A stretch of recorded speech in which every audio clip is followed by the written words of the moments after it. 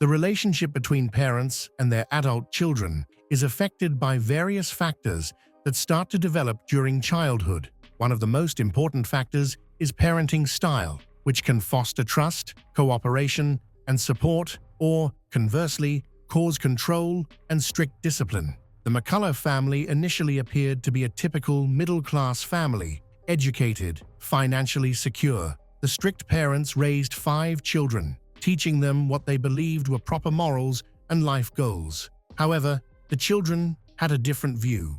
As they grew older, they moved away and kept in touch with their aging parents only occasionally through text messages. They did not know that both of their parents had unexpectedly passed away 4 years ago. The truth emerged only when the family's doctor expressed concerns. The McCullough family resided in a large 3-story house in a peaceful upper-middle-class neighborhood in Great Baddow, Essex, England. The family was led by John McCullough, a respected professor at a prestigious university known for his research on autism spectrum disorders. His wife, Lois, dedicated herself to maintaining a well-organized home and raising their children. In October 1988, they welcomed their youngest child, a daughter named Virginia. At that time, both parents were in their 40s. Although Virginia's arrival was unexpected, the McCullough viewed it as a blessing due to their strong religious beliefs. The McCullough children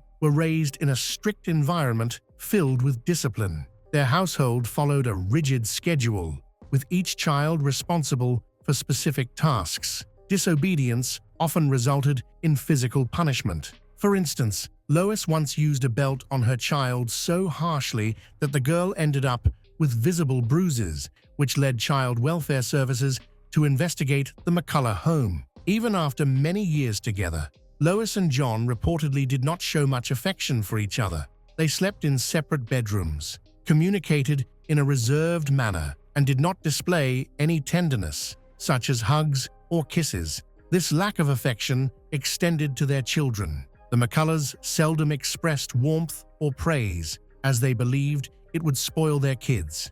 Instead, they commonly punished minor infractions. The children were expected to excel academically and help with household chores, but they were not allowed to visit friends or have guests over. Discipline was strictly enforced, and breaking the rules was not tolerated. Lois faced obsessive-compulsive disorder from a young age, along with misophobia, the fear of germs and dirt. This resulted in her compulsive cleaning and frequent disinfection of her home. Pets were not allowed, and her children were required to keep their rooms to her strict standards. Lois would often conduct surprise checks. Any hint of dust or disorder would lead to harsh punishments. As time went on, her mental health worsened. She became even more withdrawn, avoiding interaction with neighbors completely.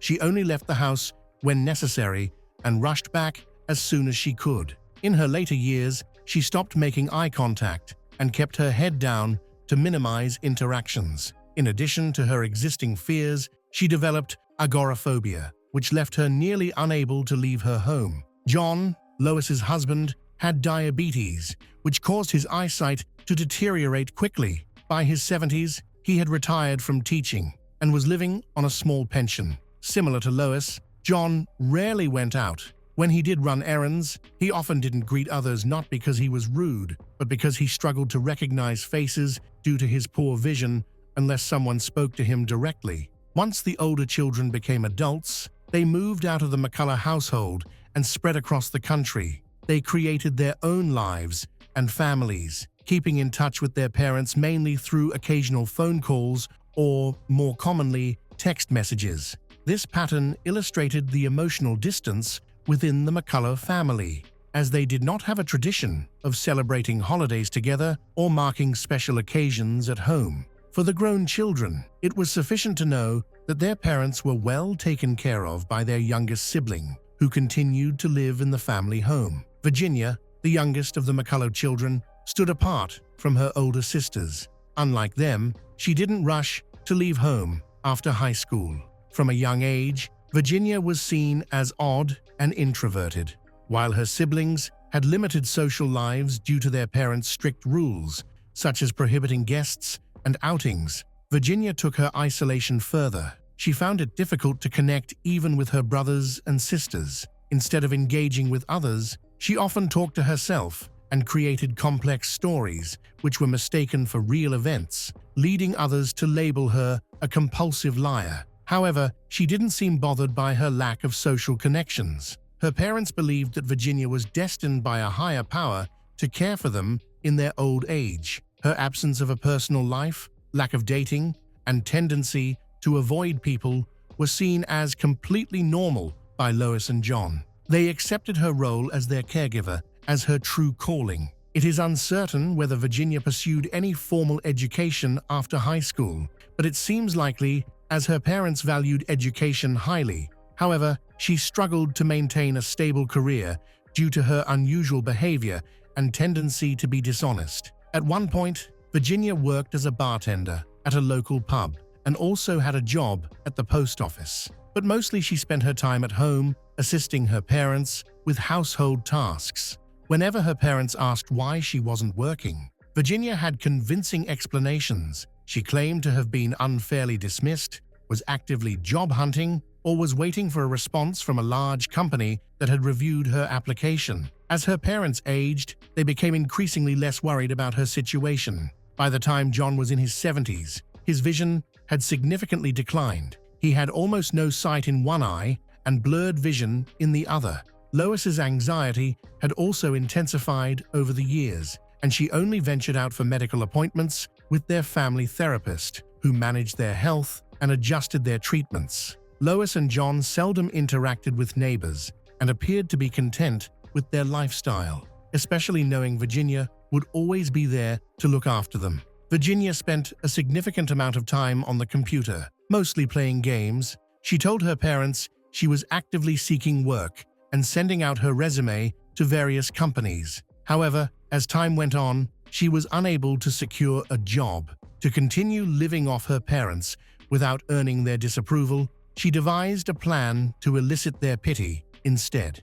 Knowing her parents were very concerned about health, they regularly went for medical checkups and took their medications on time. Virginia began to complain about her own health, fabricating serious conditions she didn't have. To make her claims more convincing, she visited doctors and described symptoms she found online. She underwent various tests and blood work, but none of her conditions were ever confirmed. She told her parents she was diagnosed with diabetes, which she claimed to have inherited from her father, along with heart problems. She also mentioned having a tumor that required urgent surgery. Concerned for her well-being, John and Lois provided her with money for treatment. In 2017, Virginia unexpectedly announced her pregnancy but never disclosed who the father was. John and Lois were taken aback by the news but were willing to embrace an illegitimate grandchild.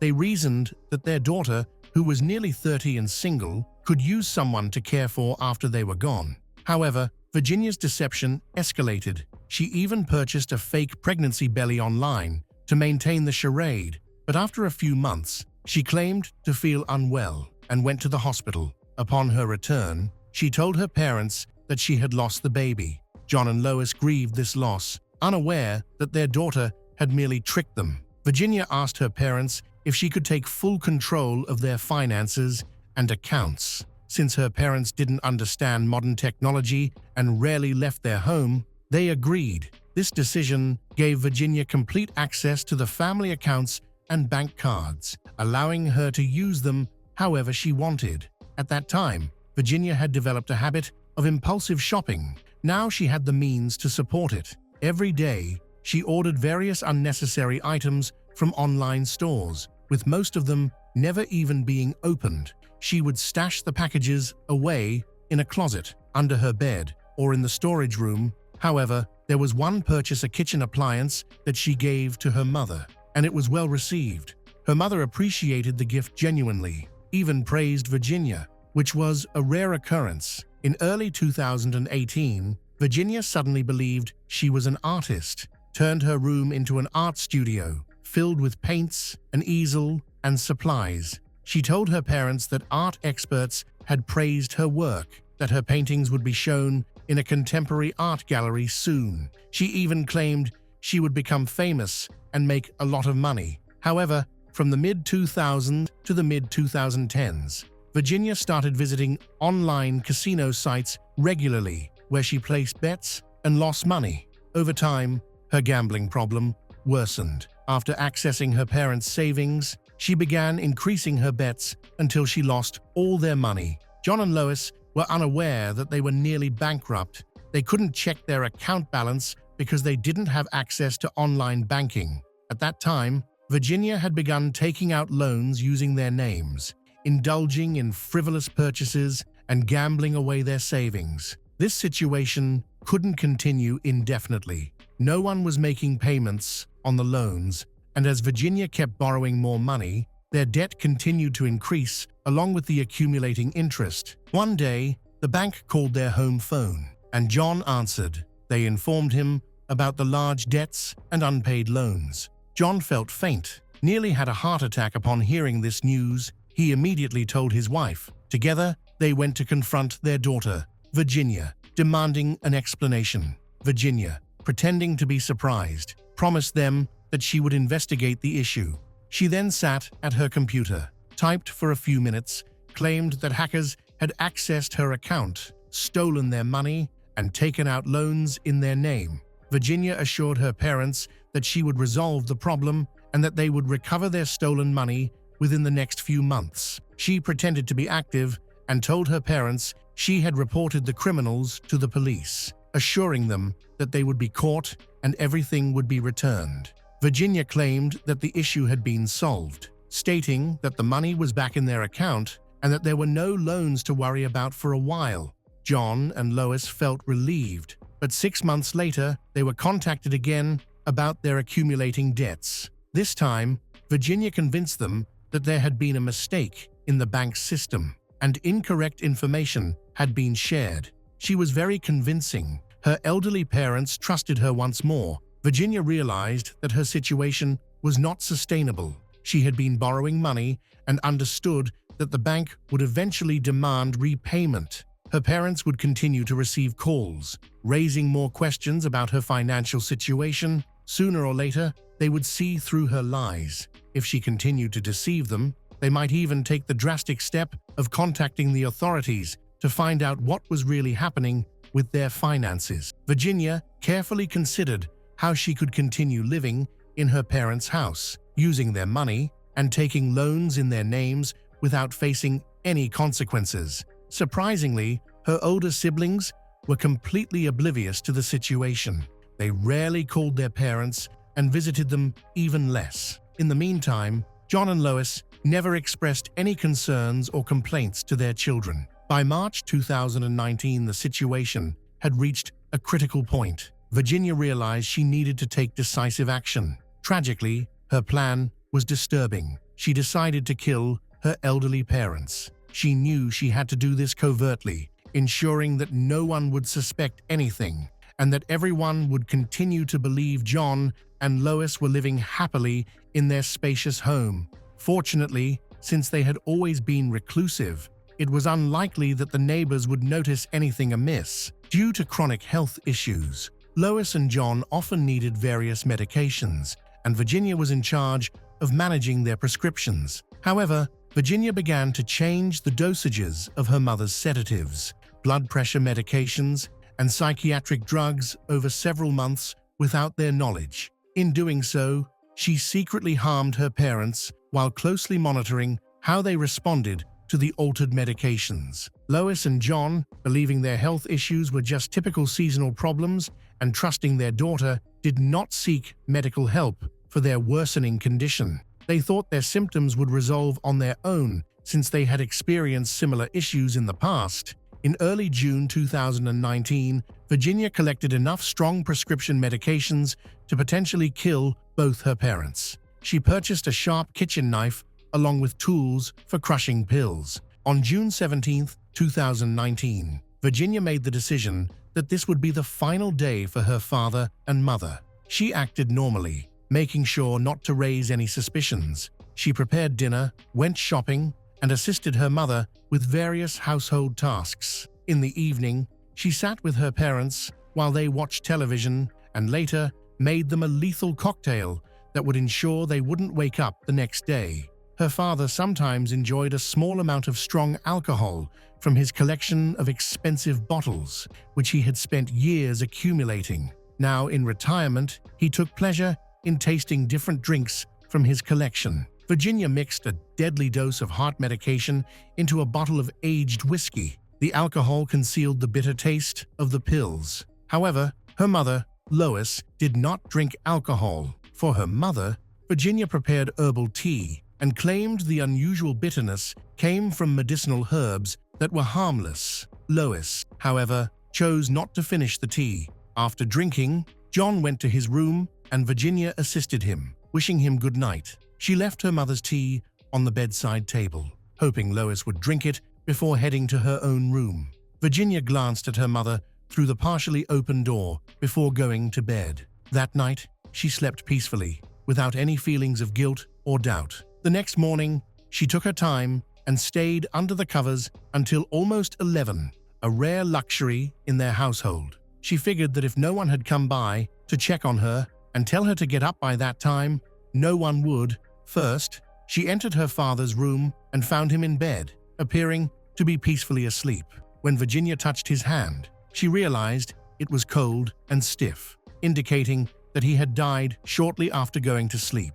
His heart couldn't cope with the mixture of medications and alcohol, leading to his passing. Next, Virginia entered her mother's bedroom and discovered that Lois hadn't finished her drink. Although she was alive, Lois was unable to get out of bed because of the heavy sedatives she had taken. She felt disoriented and confused, struggling to understand her surroundings. Lois asked Virginia what time it was. Virginia replied that it was still early, suggesting that her mother could go back to sleep after she turned on her favorite radio station. Virginia left the room and went to the utility closet, where she took out a sharp knife and a hammer that she had bought earlier. It was clear she didn't have a solid plan, but she believed these tools would help her finish what she had started.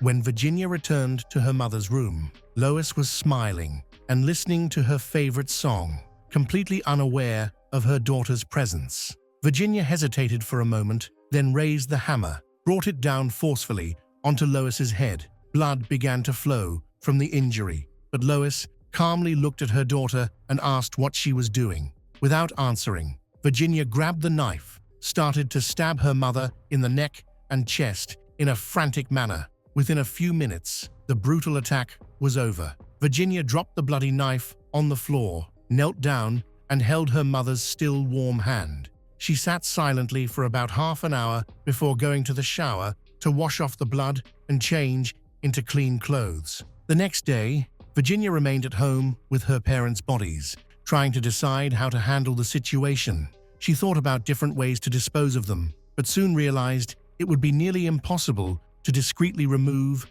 and bury the bodies. The neighbors might notice something unusual.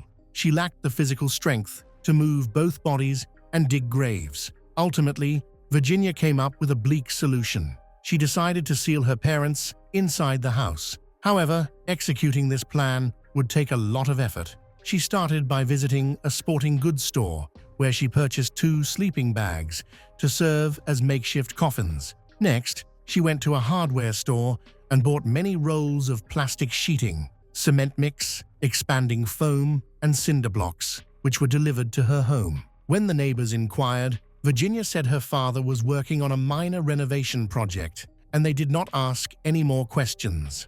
Overwhelmed by the task, Virginia carefully placed her parents in sleeping bags, tightly wrapped them in plastic sheeting and tape to create a seal.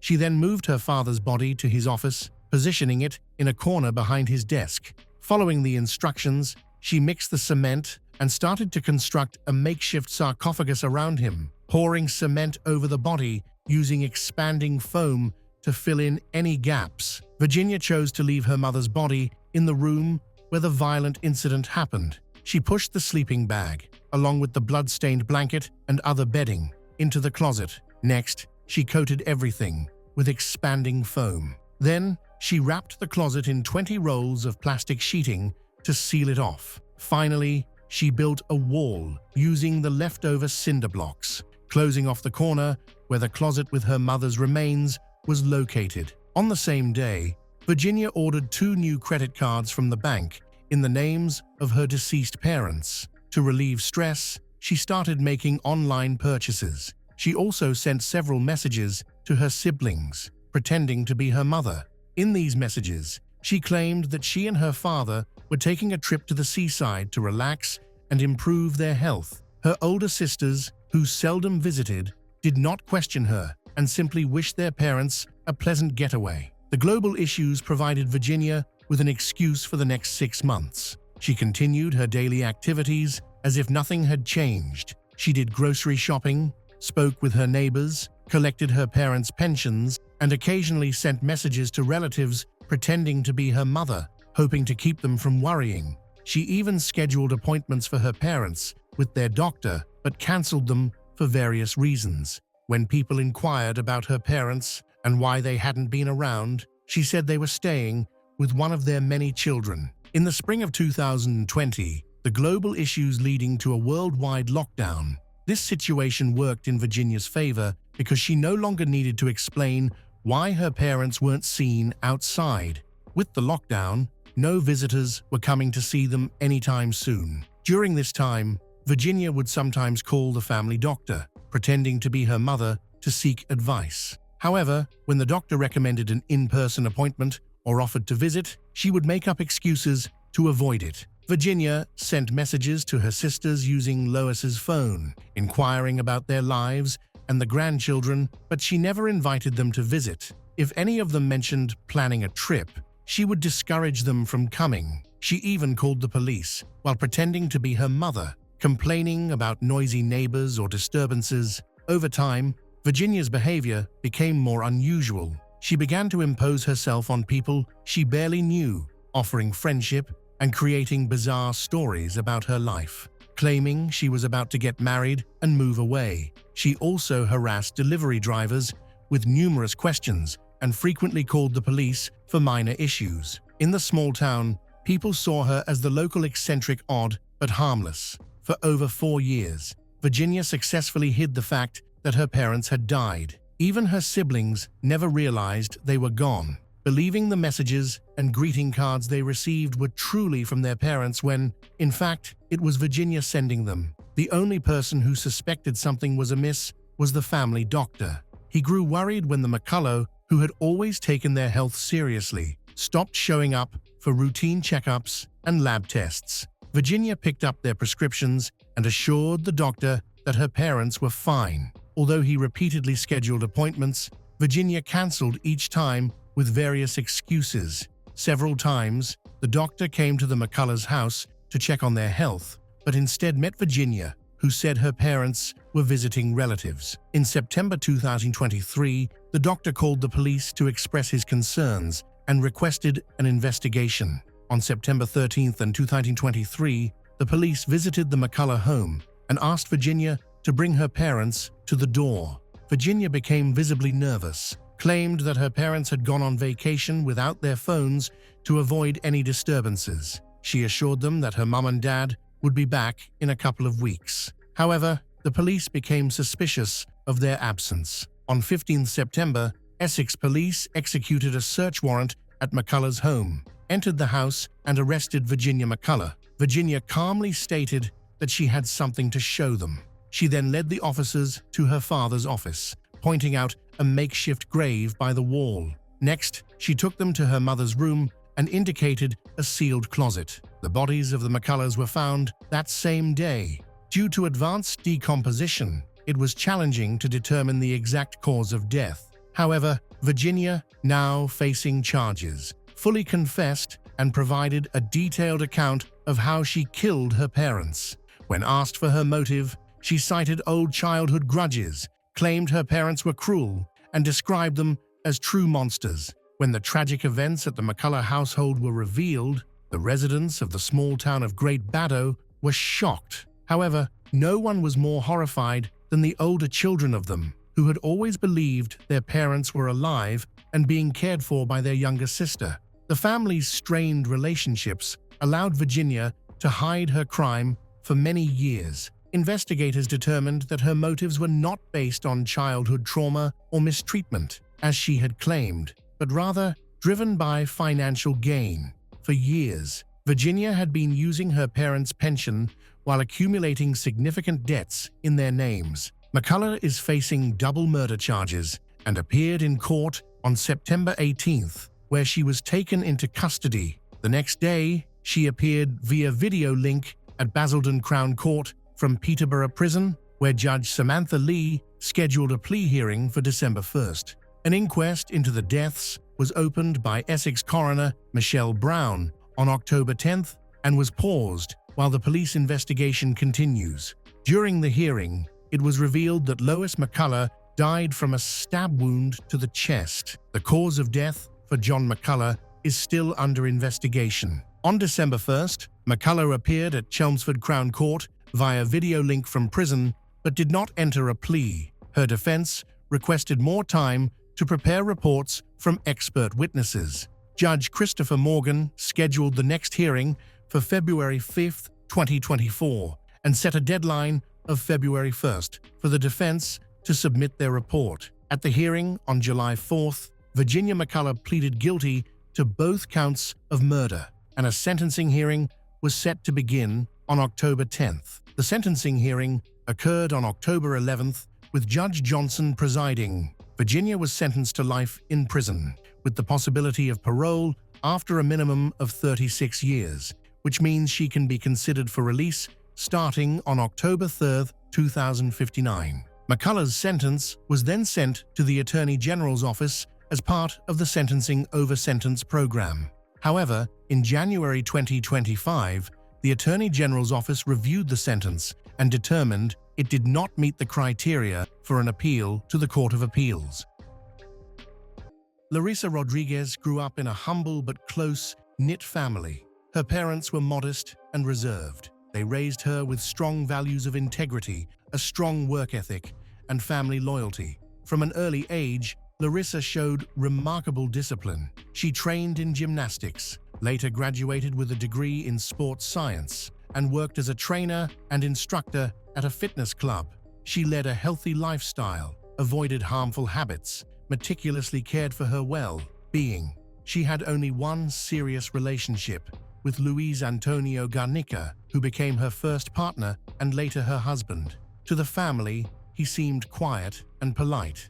Larissa believed in the ideal of a strong family, and despite strains in their relationship, she remained committed to preserving the marriage. Luis came from a well-off background. His father had served as mayor of Pontal, and Luis himself was trained in medicine. But behind that veneer of success, he was self-centered and calculating.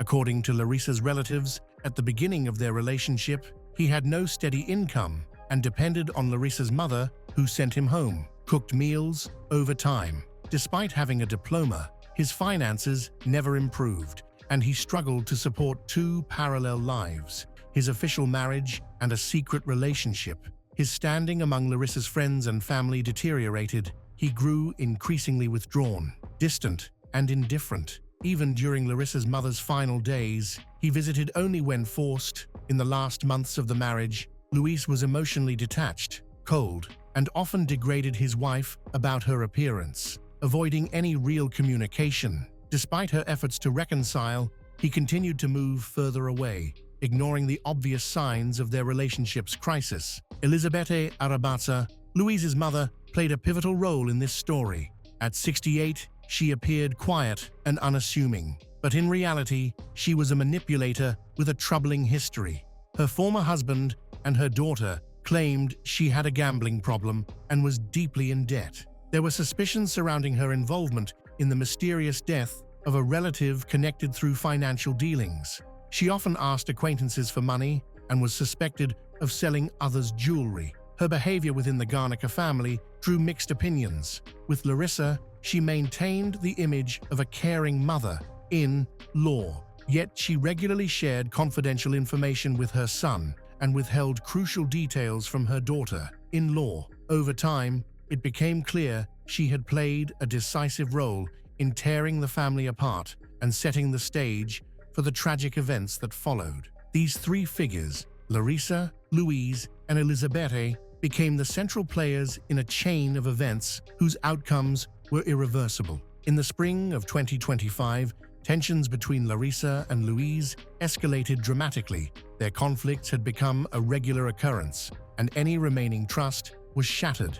Louise's behavior grew increasingly distant. He often claimed to be working late or on call, but in reality, he was frequently meeting with another woman named Letitia. Larissa didn't know the woman's name at first, but she began to suspect he was seeing someone else, especially after noticing odd changes in his routine and his frequent irritation for no clear reason. Her suspicions were confirmed after she discreetly followed him one evening in mid-March. Larissa spotted Louise heading toward Letitia's house on a night he claimed to be working an overnight shift. Not long after that, she found personal items in his car, along with a medical-grade anesthetic, which clearly indicated a secretive relationship. She confided in Elisabetta, her mother-in-law, hoping for understanding. Instead, Elisabetta quickly told Louise about the confrontation and criticized Larissa for spying on him. Rather than receiving comfort, Larissa was told that being unfaithful is just something men do. Larissa didn't act on impulse. Despite her personal disappointment, she still tried to preserve her family. According to her father, she wanted to have a calm conversation with Louise and find a peaceful resolution. Over the next few days, she spoke privately with close friends about the possibility of divorce, but asked them not to get involved. Meanwhile, a friend offered her temporary use of an unoccupied apartment to help her take a step back and think things through.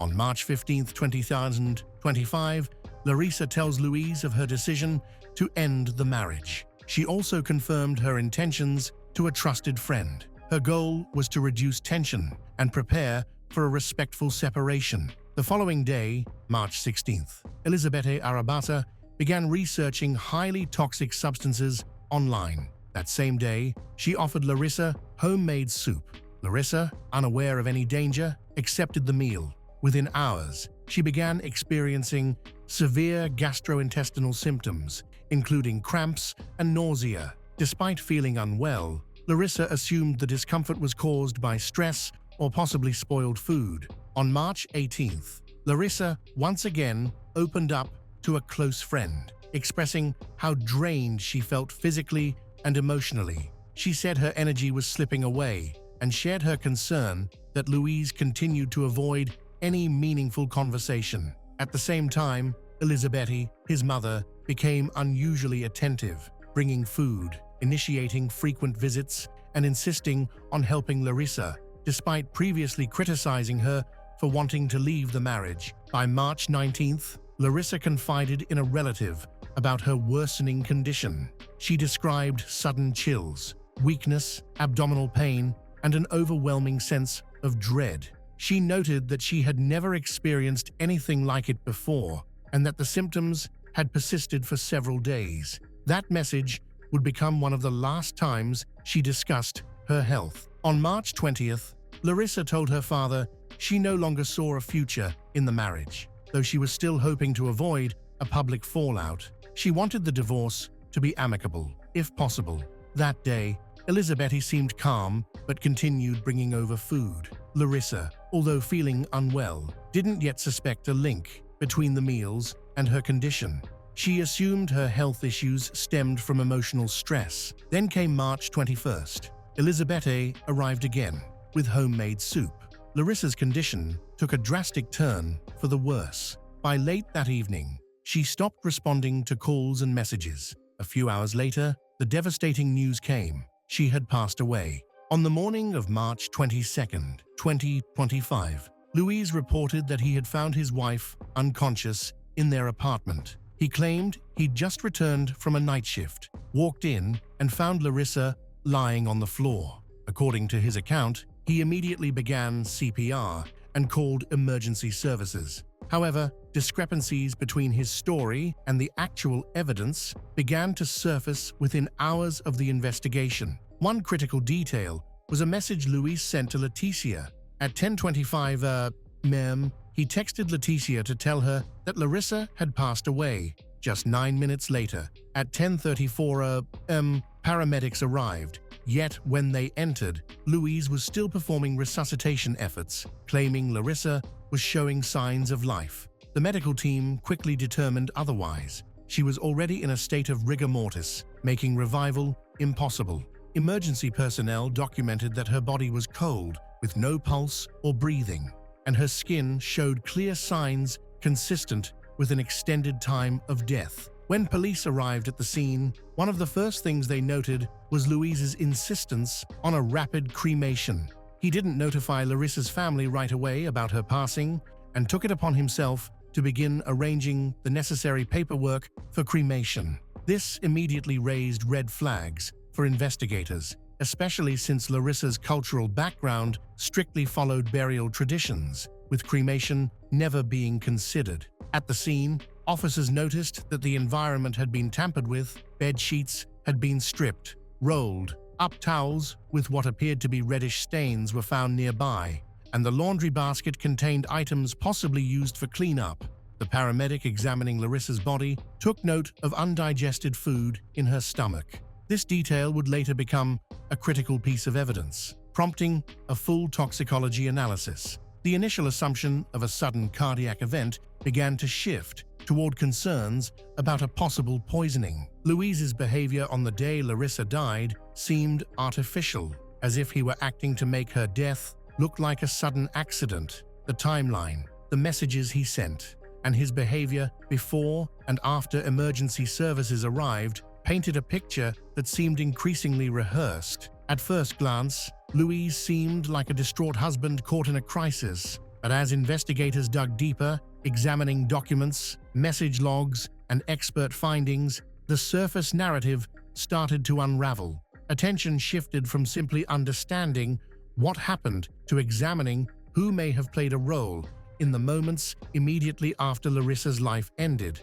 Following the official announcement of Larissa's death, Louise came under increasing scrutiny. Within just 24 hours of the incident, his actions raised serious concerns. The day after Larissa's passing, attempted financial transactions were discovered using her bank accounts. Louise used her debit card to purchase items at a pharmacy and attempted to withdraw cash from an ATM.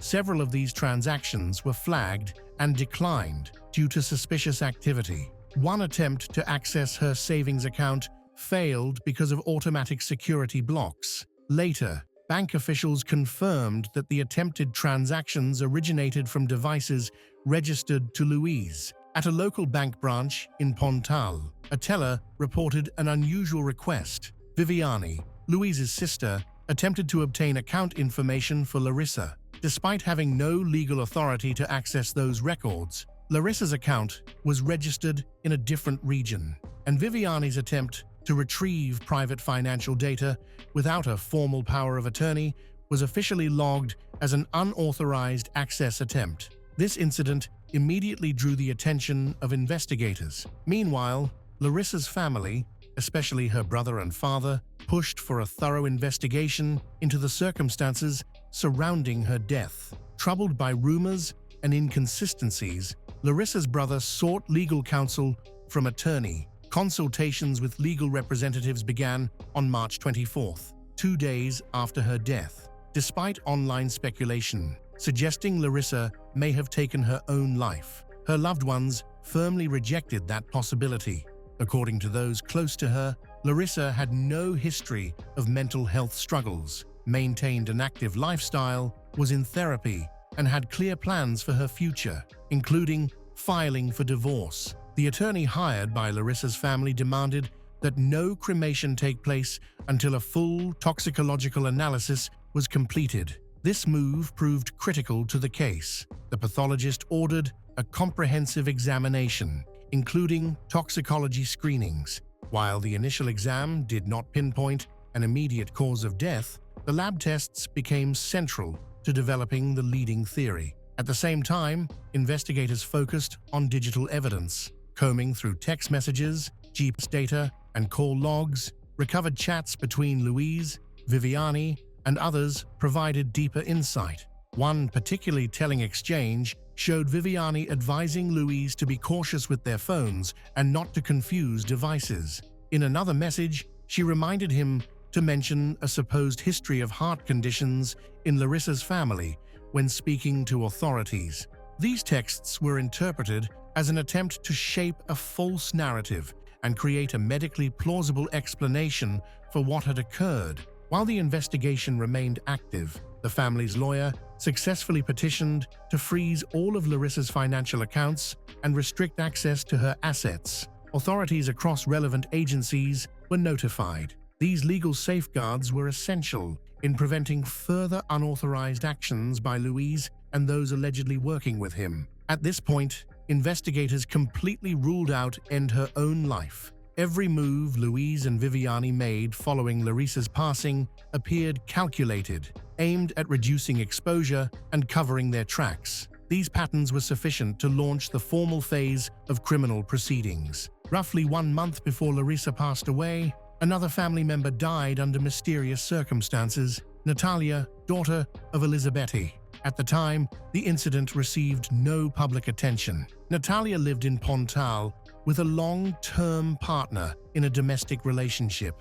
Shortly before her death, she had a major falling out with her mother. Elisabetti strongly opposed Natalia's plans to start a family and become a parent. Their arguments centered around inheritance issues and shares in the family business. Following the disagreement, Natalia's partner left the house, leaving her alone with Elisabetti, something relatives later described as highly unusual. In the days that followed, Natalia complained of feeling increasingly unwell. However, Elisabetti never sought medical help or contacted emergency services. Instead, she reached out to Louise and Viviani, who were in another city at the time. The drive from Ribeirão Preto to Pontal takes approximately 40 minutes. During this time, Natalia remained without assistance. By the time Louise and Viviani arrived, Natalia's condition had deteriorated significantly. She was later taken to a hospital where she died. Eyewitnesses claimed that despite his medical training, Louise didn't advocate for emergency care and seemed more focused on when the death certificate would be issued. This detail was documented and became the subject of further investigation. Initially, Natalia's death was classified as natural, but as Larissa's case unfolded, new findings began to cast serious doubt on that conclusion. One red flag was the unexplained death of Natalia's dog. 2 weeks before the tragedy, relatives reported that the dog had no known health issues. Authorities approved the exhumation of the pet for toxicology testing based on the theory that poison might have been tested on the animal. Natalia's father, Antonio, revealed during questioning that Elisabetti was facing serious financial problems. He stated Elisabetti had debts exceeding 300,000 reais, some of which were linked to gambling. Natalia held a 16% share in the family business, which, because she had no dependent children, passed directly to her mother upon her death. Antonio also testified that not long before she passed, Natalia had mentioned receiving threats from her mother regarding her personal life. Elisabetti's alleged efforts to secure full control over those assets led to major tensions with her ex-husband. Further disturbing details emerged about Elisabetti's past. Years earlier, a friend recalled a strange episode. After having tea with Elisabetti, she experienced sharp abdominal pain, followed by unconsciousness. Emergency care saved her, and doctors later suspected a toxic substance had been involved. However, that case was never formally investigated. As Larissa's story gained public attention, more people connected to the Garnica family began stepping forward, sharing concerns about Elisabetti's behavior. After reviewing the series of suspicious patterns, investigators reached a preliminary conclusion. Natalia may have been the first confirmed victim, and her dog potentially part of a test run for what followed. The combination of poisoning, delayed medical response, concealed symptoms, and a motive rooted in inheritance formed a disturbing picture. From this point forward, the case took on a much broader scope. A deeper analysis of these incidents revealed a consistent pattern in Elisabetti's financial behavior. She repeatedly sought new sources of income, pressured those close to her, and manipulated legal access to property and assets. After Natalia and Larissa passed, these tactics intensified in the context of mounting debts and financial instability. Her motives became a central focus of the investigation. Amid the dual investigations into the deaths of Larissa and Natalia, law enforcement began uncovering information that hinted at additional potentially criminal episodes linked to Elisabetta Arrabate. The case involved a woman who had been friendly with Elisabetta. Years after an odd incident, she finally spoke out. Following a tea visit at Elisabetta's home, she suddenly felt dizzy, nauseous, and disoriented. Elisabetta offered her a headache remedy, a blue capsule. She took the pill, but was later hospitalized that night with suspected poisoning. Doctors documented toxic exposure to an unknown substance, but the woman never filed a report at the time. She later admitted she was afraid of becoming entangled in legal battles. Eventually, she reached out to Larissa's family attorney after media reports surfaced about possible poisonings. Yet another concerning event came to light. Elisabetta had attempted to obtain power of attorney from a woman expecting to receive court-ordered compensation. The woman, alarmed by Elisabetta's persistence, later told investigators she feared she might have been a future target. Her statement was formally included in the case files. According to law enforcement, a clear pattern was beginning to emerge in Elisabetta's actions. She would first establish close relationships with financially stable women, earn their trust, and shortly afterward, they would suffer sudden and unexplained health issues. Given these accounts, investigators began pursuing a new theory. They might be dealing with a series of connected incidents rather than isolated ones. Law enforcement officials issued a public appeal, urging anyone who had experienced suspicious behavior from Elisabetta Arrabate to contact authorities. Once the toxicology reports came in, the investigation entered a decisive phase. Forensic specialists confirmed the presence of a compound derived from chumbinho, a banned toxic substance in Larissa's system. This finding was pivotal. Until then, Louise and Elisabetta had claimed that Larissa passed away from natural causes, but the chemical evidence completely debunked their story. Another critical piece of the puzzle came from surveillance footage at the residential complex. Security cameras showed that, on the morning of March 22nd, Louise arrived at the apartment later than he had claimed, and Viviani arrived shortly before emergency services were called. These details directly contradicted their official statements. Taken together, the presence of a toxic compound, suspicious online searches, misleading explanations, tampered evidence, and timeline inconsistencies formed a clear chain of evidence. Investigators concluded that Larissa's death was not a random event, but a carefully coordinated act carried out by multiple individuals. The evidence didn't just suggest wrongdoing, it presented a legally viable case of premeditated criminal activity.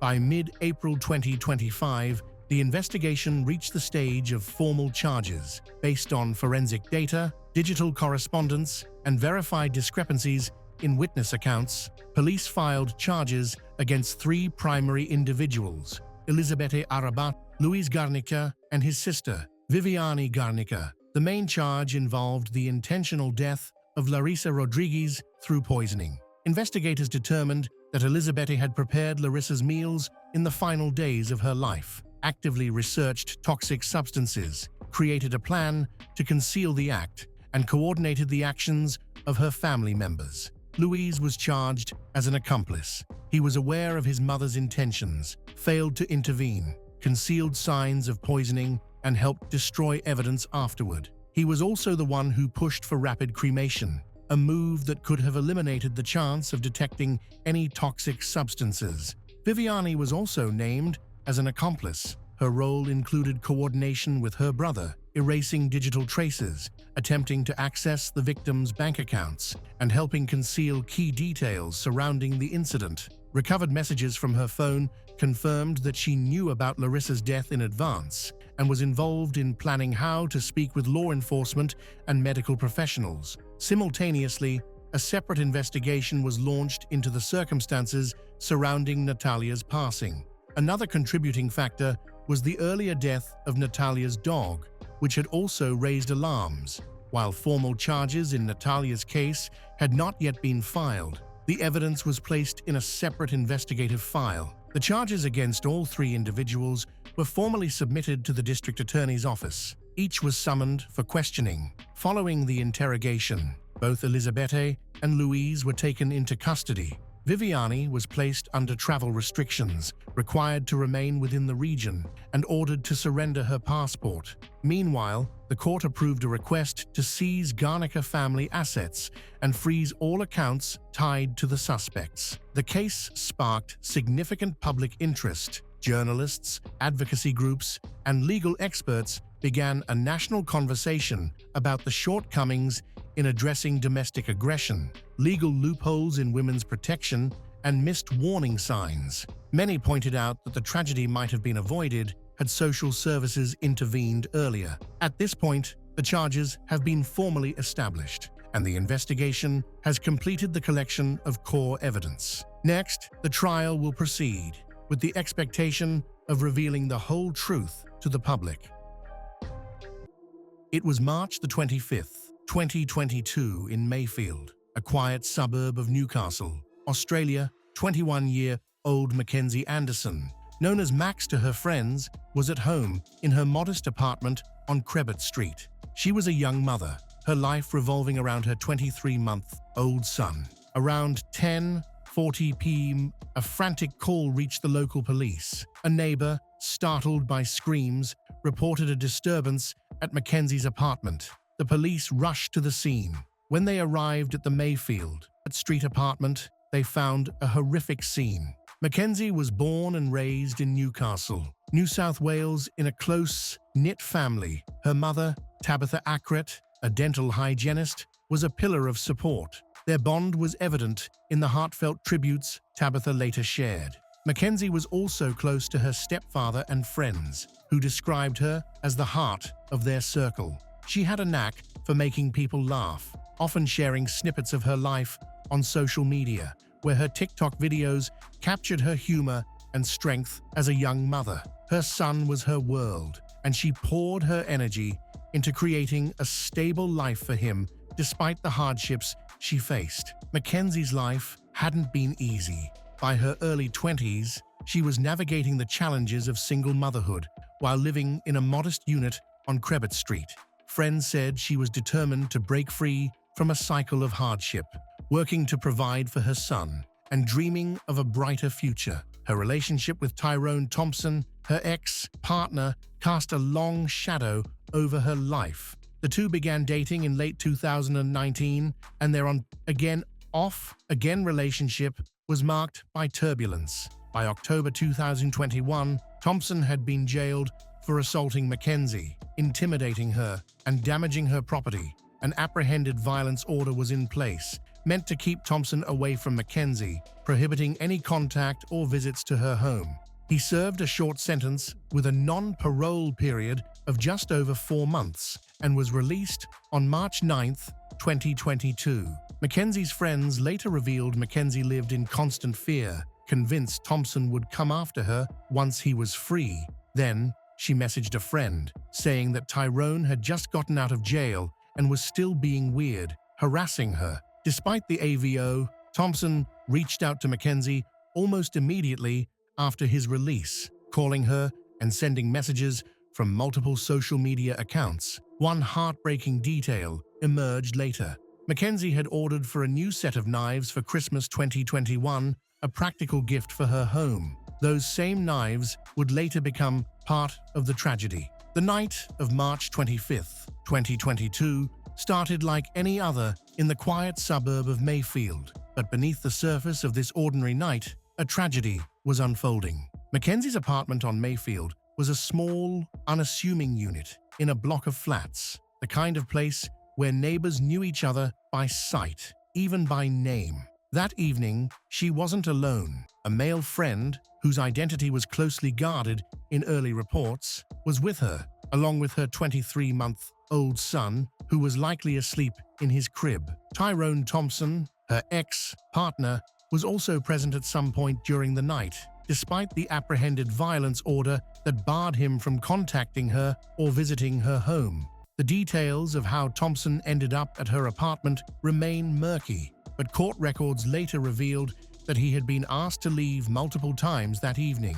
His refusal to comply set the stage for what would become a devastating confrontation. In panic, a neighbor dialed emergency services, describing a scene that sounded dire: a woman's voice in distress, a man's voice shouting, and the unmistakable sense that something was terribly wrong. The urgency was clear enough to prompt an immediate response from the Newcastle City Police District. When police arrived at the apartment block, they were met with a harrowing sight. Mackenzie lay lifeless on the veranda outside her unit, her body surrounded by blood.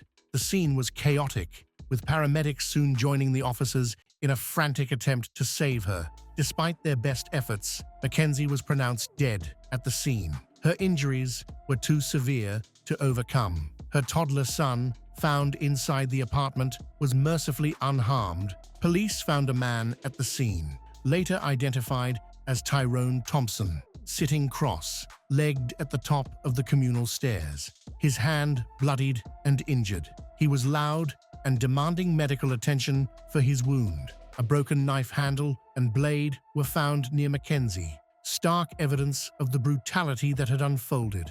Thompson was arrested and taken to hospital under police guard for treatment of his injury. The tragedy was the culmination of events that had been building for weeks. After his release from prison on March 9, 2022, Thompson immediately breached the apprehended violence order. He began contacting Mackenzie, calling her, messaging her from multiple social media accounts, and even reaching out to people close to her new partner. Court documents later revealed that Mackenzie had spent much of the previous 6 days with Thompson. Despite her fear of him, friends said she felt trapped, unsure how to break free from his persistent attempts to reconnect. That night, Thompson and a male friend were among those gathered at her apartment. Though the exact dynamics remain unclear, tensions escalated. The male friend, who had left earlier in the evening, returned to check on her, only to witness a horrific scene. Thompson standing over Mackenzie, who was already on the ground. Investigators later learned that Mackenzie had been trying to protect herself in the days leading up to that night. She had reached out to domestic violence advocacy groups, emailing them to request help with security measures like cameras and reinforced doors. The night of March 25th wasn't a sudden explosion of violence, but the culmination of a pattern of control and intimidation. Yet, the system allowed him back into her life just 16 days before her death. The AVO, meant to be her shield, was little more than a piece of paper. The Newcastle City Police District launched a meticulous investigation to uncover what had happened in those chaotic final moments. The investigation began at the crime scene itself. Detectives meticulously combed through Mackenzie's apartment, cataloging every detail. The veranda where her body was found was a focal point, marked by bloodstains and the shattered remnants of a knife. Forensic teams collected the fragments, knowing they could hold critical clues about the weapon and its wielder.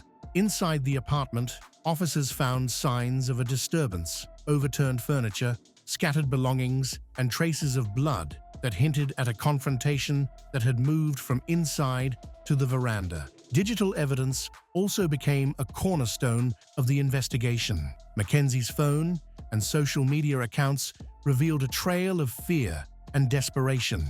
Investigators found messages between Mackenzie and Thompson, showing they had been in contact since his release. Some exchanges were tense, others oddly amicable, suggesting a complex dynamic.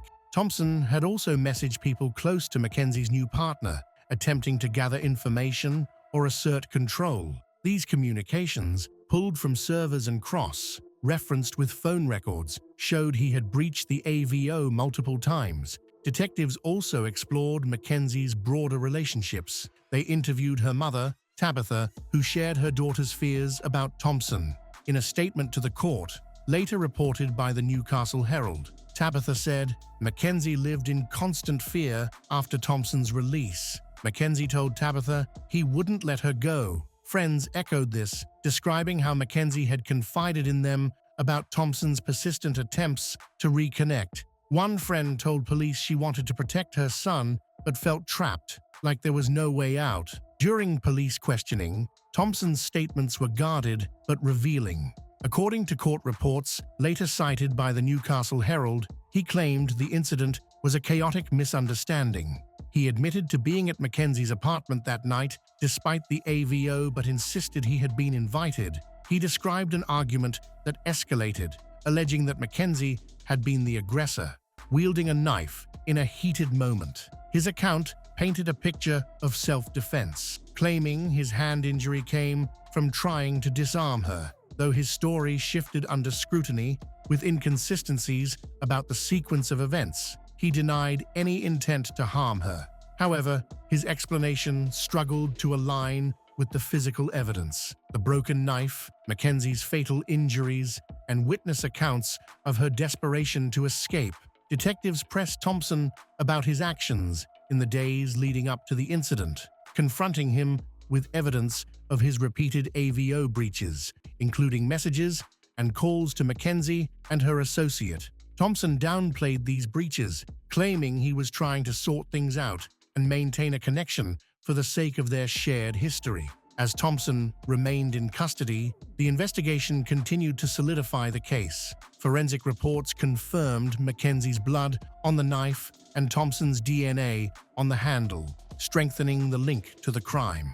The autopsy of Mackenzie Anderson revealed she suffered 78 stab wounds inflicted in less than 3 minutes. On March 27, 2022, Thompson was formally charged with murder, breaching an AVO, and related offenses stemming from the events of that night. The murder charge was anchored by compelling evidence: knife fragments bearing Mackenzie's blood, witness accounts of her screams, and Thompson's presence at the scene with a suspicious injury. Additional charges included intimidating behavior, reflecting his pattern of harassment in the weeks prior. The motive, while not explicitly stated by Thompson, emerged through the investigation's findings. Detectives and domestic violence experts consulted concluded Thompson's actions stemmed from a need to regain control of Mackenzie, who was trying to move on with her life and protect her son. The presence of Mackenzie's male friend that night may have been a catalyst, intensifying Thompson's fixation. The charges against Thompson were a step toward justice. They also highlighted the failures that allowed him to remain a threat. By early 2025, the case had reached a critical juncture in the Newcastle Supreme Court, where the pursuit of justice for the 21-year-old mother unfolded. Initially set for a 4-week trial starting April 7, 2025, the case took a dramatic turn when Tyrone Thompson, then 25, changed his plea on April 1, 2025, in the New South Wales Supreme Court. He pleaded guilty to the domestic violence murder of Mackenzie Anderson, halting the need for a full trial. This plea came after years of denials, during which he had maintained his innocence even as evidence mounted against him. The guilty plea was a significant moment, sparing Mackenzie's family the pain of a protracted trial, but shifting the focus to the sentencing hearing, where the court would determine the consequences of his actions. The hearing, presided over by Justice Richard Weinstein, became a pivotal moment for all involved. The prosecution, led by Crown Prosecutor Brendan Queenan, presented a harrowing case. They argued that Thompson's actions on March 25, 2022, were a brutal culmination of a pattern of control and violence. Court documents detailed how Thompson, on parole for prior domestic violence offenses against Mackenzie, ignored an apprehended violence order and broke into her Mayfield apartment twice that night. Using 2 kitchen knives, he stabbed her 78 times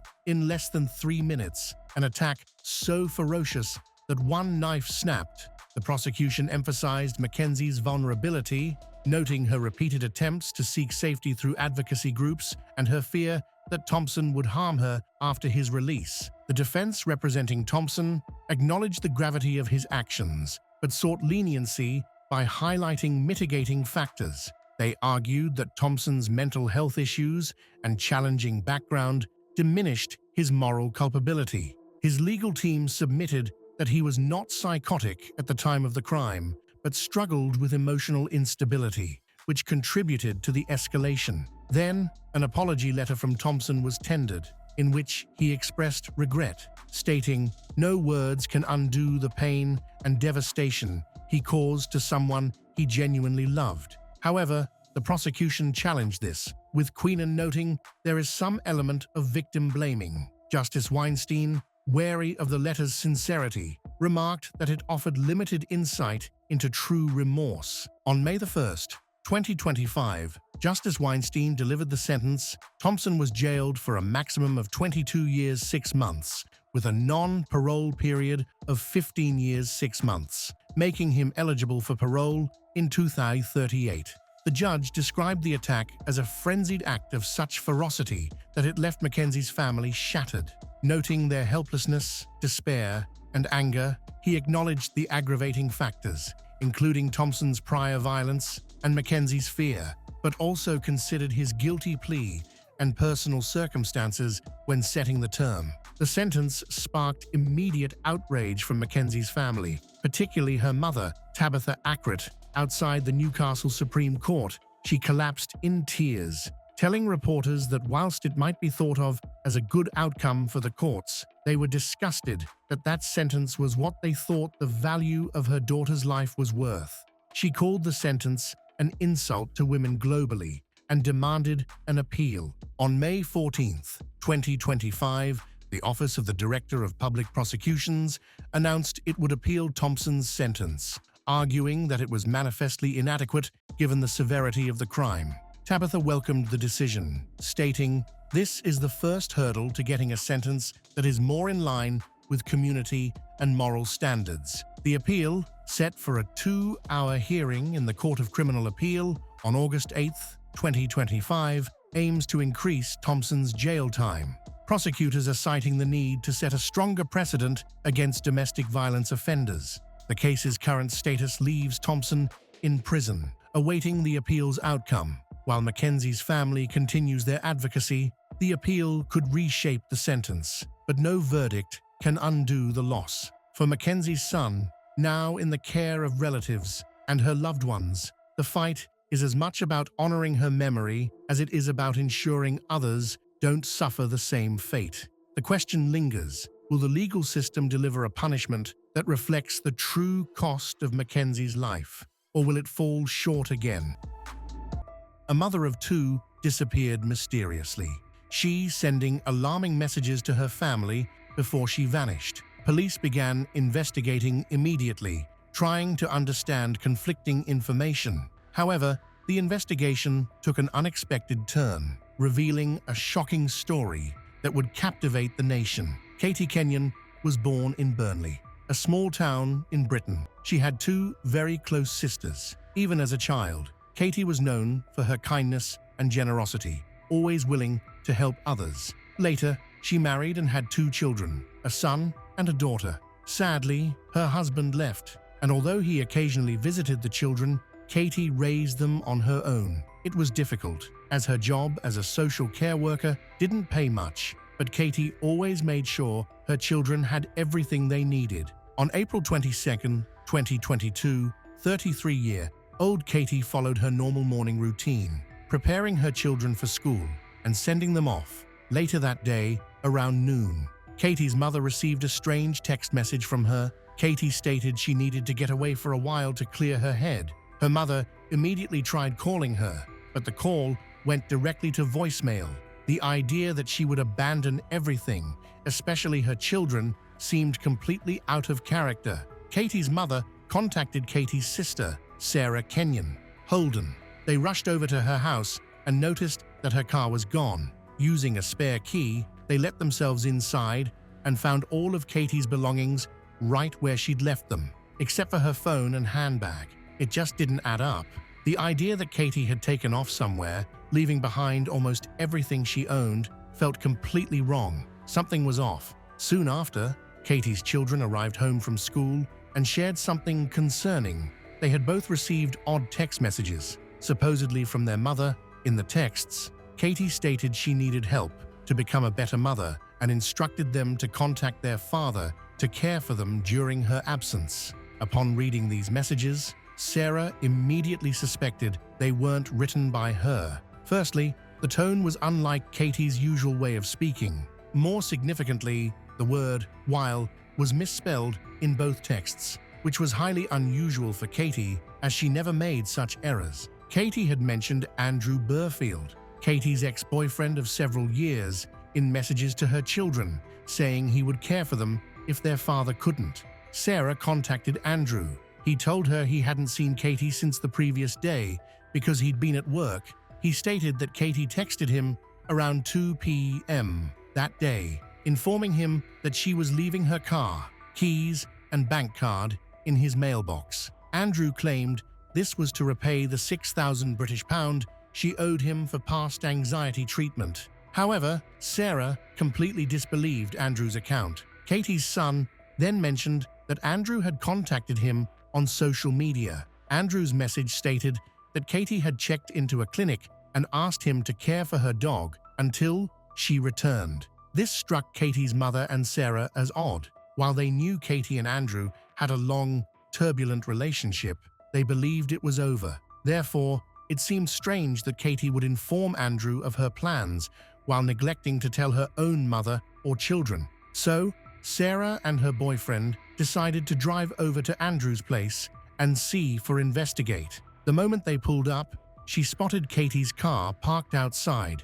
Inside, she could see Katie's purse and other personal belongings, which only heightened her suspicion. She knocked on Andrew's door, hoping to talk to him face to face, but he refused to open it and told them to leave.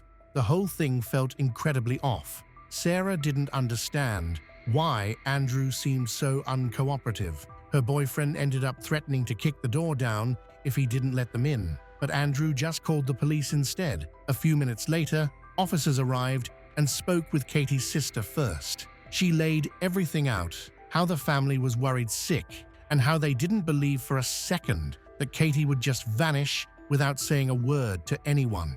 She also pointed out her sister's car still parked there with her stuff inside. After that, the police knocked on Andrew's door. He gave them the same story he told over the phone, that he'd been at work when Katie texted him about leaving her car, keys, and bank card, and said she was going to check herself into a clinic. He even let them search his house and his van, and they didn't find anything suspicious. So, the police left, but they did open a missing persons case. Just to cover all bases, they called around to a bunch of clinics, hoping maybe Katie really had checked herself in somewhere, but not a single one had seen her. The next morning, police began piecing together a timeline of Katie's disappearance. And naturally, all eyes were on Andrew's house, since that's where her car had been found. Detectives learned there was a surveillance camera nearby, so they pulled the footage from the previous couple of days. On April 21st, the day before Katie went missing, she was seen pulling up to Andrew's house. The footage showed her getting into his van, kissing him and smiling. Nothing seemed out of the ordinary. But the next morning, at 9:20 a.m., things took a very different turn. That was the day Andrew told police he'd been at work when Katie supposedly dropped off her car, but the footage showed otherwise. It clearly showed Katie arriving at his house, getting out of her car, and climbing into the passenger seat of Andrew's van. And right there behind the wheel was Andrew himself. Police immediately checked traffic cameras along the direction the van had gone. This time, the van stopped at a McDonald's, then headed out toward the highway. The final footage showed Andrew turning onto a rural back road leading into a wooded area. After that, the van disappeared from view for nearly an hour, but then it popped up again. This time, though, there was only one person in the vehicle. So, now, a much darker picture was starting to form. Based on the footage, it looked like Andrew had driven Katie out to a wooded area and then left without her. The police pulled location data from Katie's phone on the day she went missing.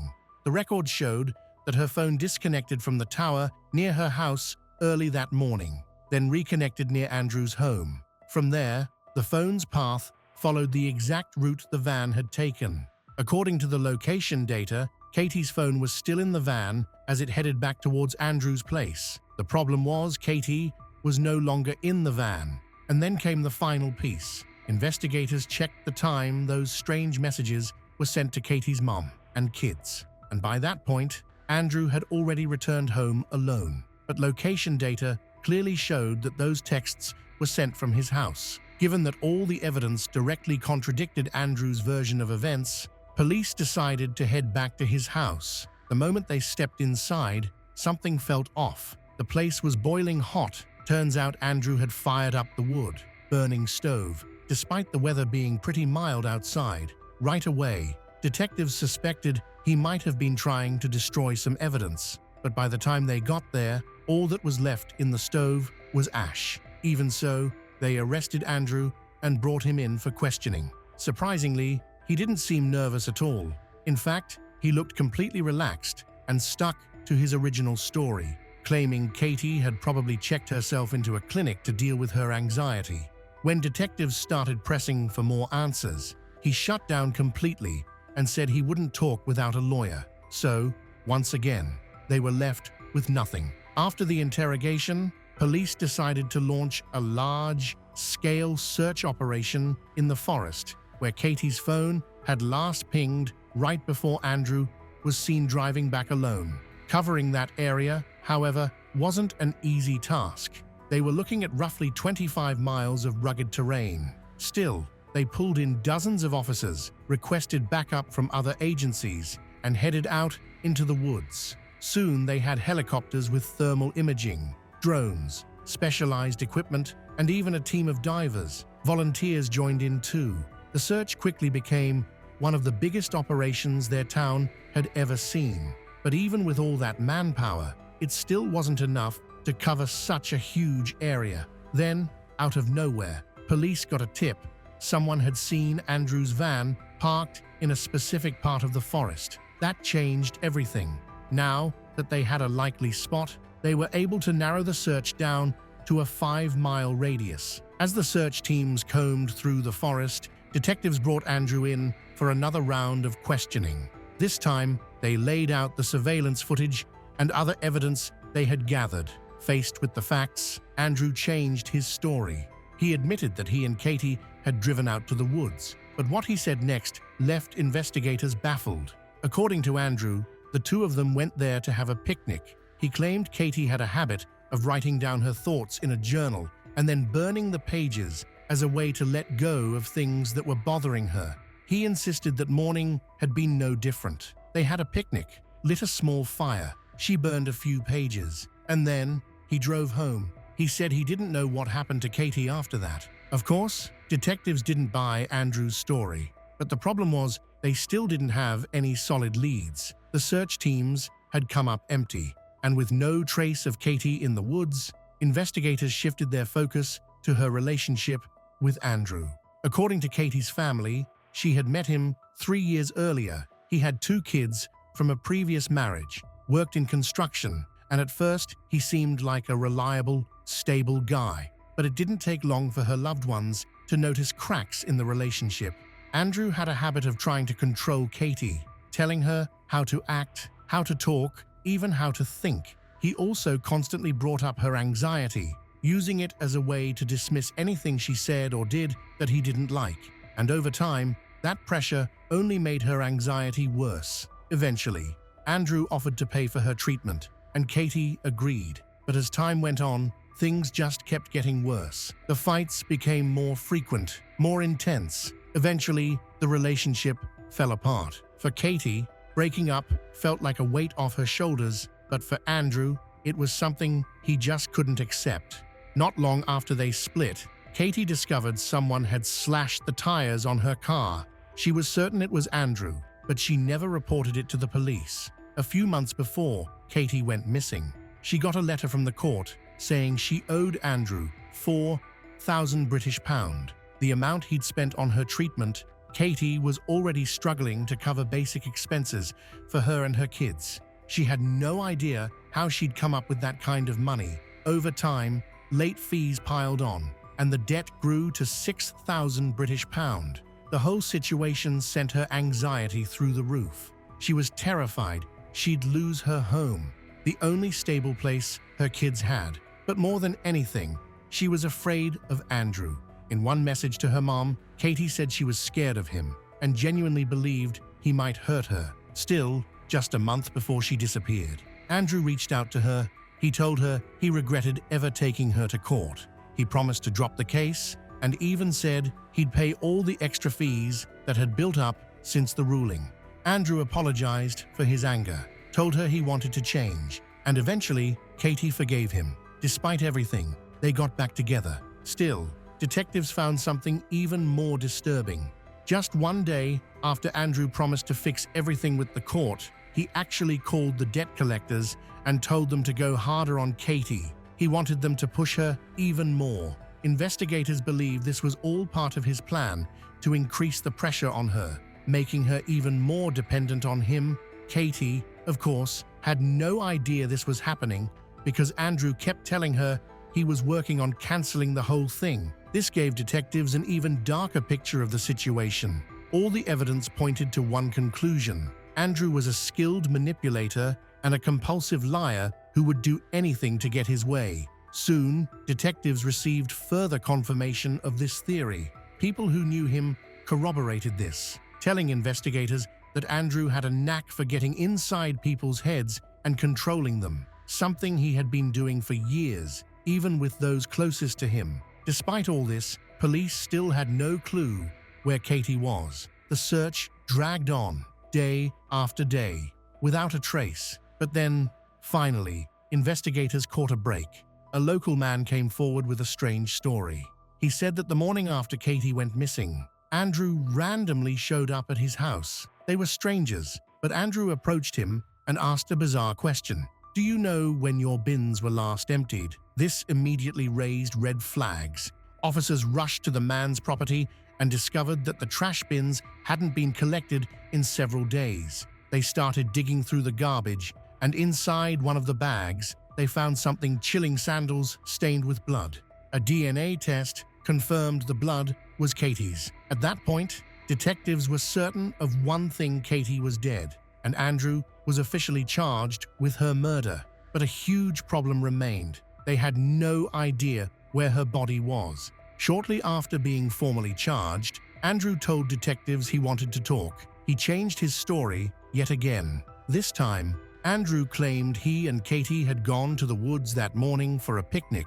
While sitting by a fire, Katie supposedly spotted a hatchet he'd used to chop wood and jokingly dared him to throw it at a soda can she was holding a few feet away. Andrew said he accepted the dare, but as he threw the hatchet, Katie suddenly leaned forward, and it struck her in the back of the head. Of course, detectives didn't believe a word of it, but this time, Andrew at least admitted the location of her body.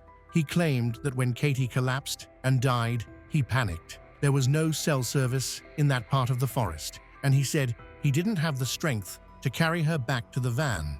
So, he decided to bury her there to prevent animals from getting to her body. He said he dug a shallow grave, placed Katie's body inside, and covered it with leaves and branches, marking the spot by tying a plastic bag to a stick, planning to return later. He also admitted to burning Katie's phone and some of her other belongings in his fireplace, then scooping up the charred remains and dumping them in a trash bin somewhere around town. After speaking with Andrew, police returned to his house, hoping to uncover new evidence. This time, forensic experts managed to find traces of Katie's blood inside his washing machine. Meanwhile, the search for Katie's body continued. Investigators focused on locating the stick with the plastic bag Andrew claimed he'd used to mark the burial site. But even with that clue, search teams couldn't find the exact spot. While the search was underway, detectives uncovered something else. After investigating Andrew's online activity,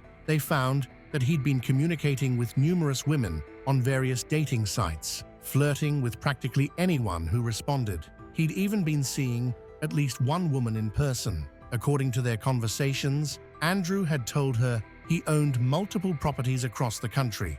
They were even discussing moving to Scotland together and buying a house. But that wasn't the most significant discovery. As they continued examining his phone, investigators discovered something that changed everything. Based on GPS data, the day before Katie vanished, Andrew had stopped by his parents' house, then turned off his phone for about an hour and a half. During that time, his van was captured on several surveillance cameras heading toward the woods. After speaking to Andrew's parents, police learned that the morning before Katie went missing, he'd borrowed a shovel. That's when it clicked. Andrew had likely gone to the woods that day to dig her grave in advance. The next day, after killing Katie and using her phone to message her kids and family, Andrew also texted his other girlfriend using his own phone, telling her that something had come up with his kids and that he'd have to cancel their date. But there was more. In the Notes app on his phone, investigators found something even more disturbing: drafts of the exact same messages he'd sent to Katie's children and mother. Digital forensics showed that he'd been editing those drafts over several weeks, tweaking them repeatedly to match Katie's writing style so no one would suspect anything. Most tellingly, the word "while" was misspelled in the exact same way it appeared in the final messages. It's also important to note that the note had been created over a month before the murder, proving one thing beyond any doubt: Andrew didn't just snap.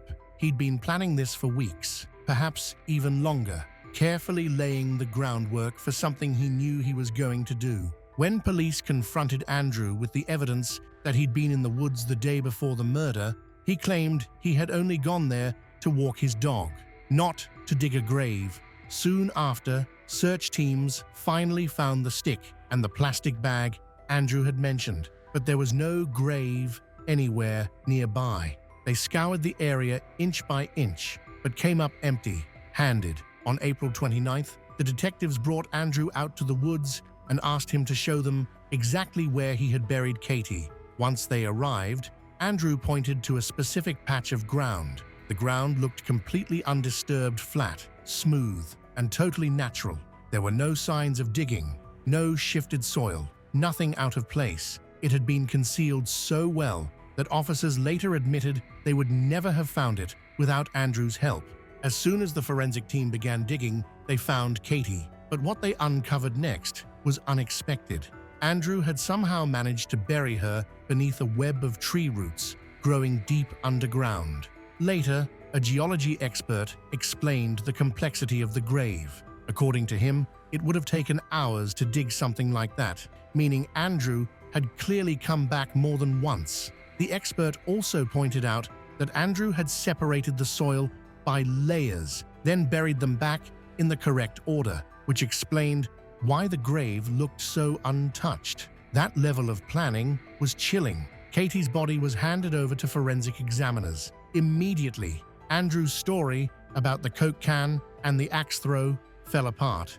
Katie had died from blows to the head with a hatchet, not just one or two, but 12 times. By that point, there was no doubt in the detectives' minds. This wasn't an accident. This was cold, calculated, and premeditated murder. With all of that evidence, the prosecution began preparing for trial. The case against Andrew was overwhelming, more than enough to secure a conviction. But one thing remained unclear: the motive. Investigators believed Andrew was fueled by bitterness and resentment. Katie had broken up with him months earlier, and it seemed his ego couldn't handle the rejection. That bruised pride, they believed, turned into hatred and ultimately led him to kill her. The trial began in November 2022, and at first, Andrew pleaded not guilty. But just 3 days in, he suddenly changed course. Out of nowhere, he reversed his plea and admitted to the murder. Unfortunately for Katie's family, he didn't offer any new details. He simply accepted responsibility, but it was still enough. In the end, the court sentenced Andrew Burfield to life in prison with the possibility of parole after 32 years, calling him a deeply dangerous individual. The case was officially closed. On November 26, 1998, during a calm Thanksgiving evening at the Patton home, there was an underlying sense of tension. Melissa, the youngest daughter of Norma and Carl, called to wish her parents a happy Thanksgiving. Their conversation was routine, filled with usual topics like holiday plans, gift selections, and Christmas preparations. Melissa expressed her desire for her children to celebrate the holidays at her parents' house, a tradition they followed every year. However, when Christmas arrived, There was no phone call or knock on the door. Norma and Carl grew concerned, but still hoped their daughter and her family would make a last-minute appearance, as they occasionally did. As the hours went by, without anyone arriving, the gifts sat unopened beneath the tree, shimmering with holiday lights. It all began like any other day. But soon, Norma became worried when several days passed without hearing from their daughter. Melissa usually contacted them when things changed, but this time felt different. The parents attempted to call her, but there was no response. They also tried to reach their son-in-law, Christopher Wolfenbarger, but he was unreachable as well. Melissa, her husband, and their children lived in Atlanta, while her parents resided in their comfortable home in Locust Grove, Georgia. In January, after weeks of worrying silence, Norma and Carl drove to Atlanta. They took the familiar route to the duplex on Brooklyn Avenue. But what they found was heartbreaking. The apartment doors were open, yet the inside felt unsettlingly empty. The rooms were spotless and perfectly arranged, as if their daughter and her family had never lived there at all. It seemed like someone had intentionally wiped away all signs of their existence. Norma went door to door, asking neighbors if they had seen Melissa or her children. One neighbor remembered seeing them loading things into a moving truck just before New Year's, but no one knew where they were going. It felt as though they had left suddenly, without any notice and with no intention of coming back. Norma and Carl were in distress. They felt certain that if something were wrong, Melissa, their daughter, would have contacted them. She had always been honest and communicative. If her plans had changed, she wouldn't have kept it a secret. Norma decided they couldn't ignore the situation.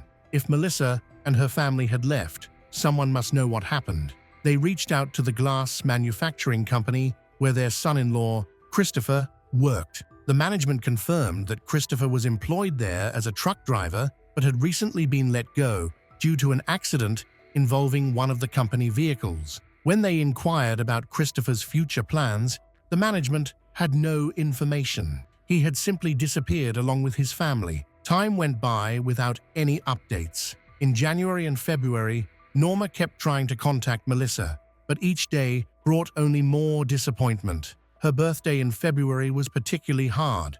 Melissa usually called to wish her well, even when she was busy, but this time there was no call. Norma finally understood that her daughter's silence was not a mistake. Something awful must have happened. What could have caused Melissa to leave her previous life behind? Norma and Carl struggled to understand. They remembered how their youngest daughter was always cheerful and affectionate. From a young age, she stood out among her peers, actively joining school beauty pageants and assisting her older sister, Tina, with her projects. They had dreamed together of opening a veterinary clinic to rescue as many animals as possible. However, those dreams faded when Melissa's teenage rebellion began, leading her into trouble with legal issues, running away from home, and her first serious relationship.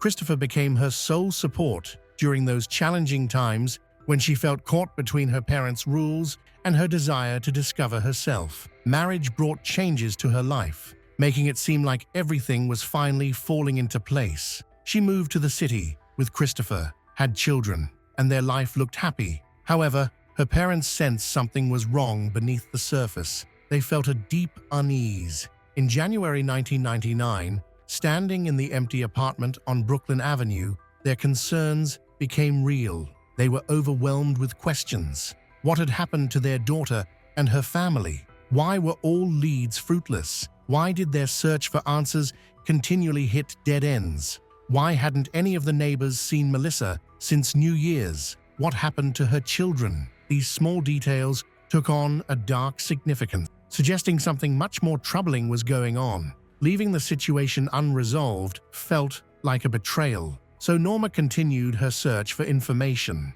clutching at any clues to understand what had happened to her cherished daughter. What began as a simple family holiday had turned into a desperate quest. No one could have anticipated the truth that awaited them, a truth that would change their lives forever. The management at the bakery, where Melissa worked, reported that she hadn't been seen for over a month. Her co-workers mentioned that she simply stopped coming to work, as if she had disappeared without a trace. No one was sure if she had found another job.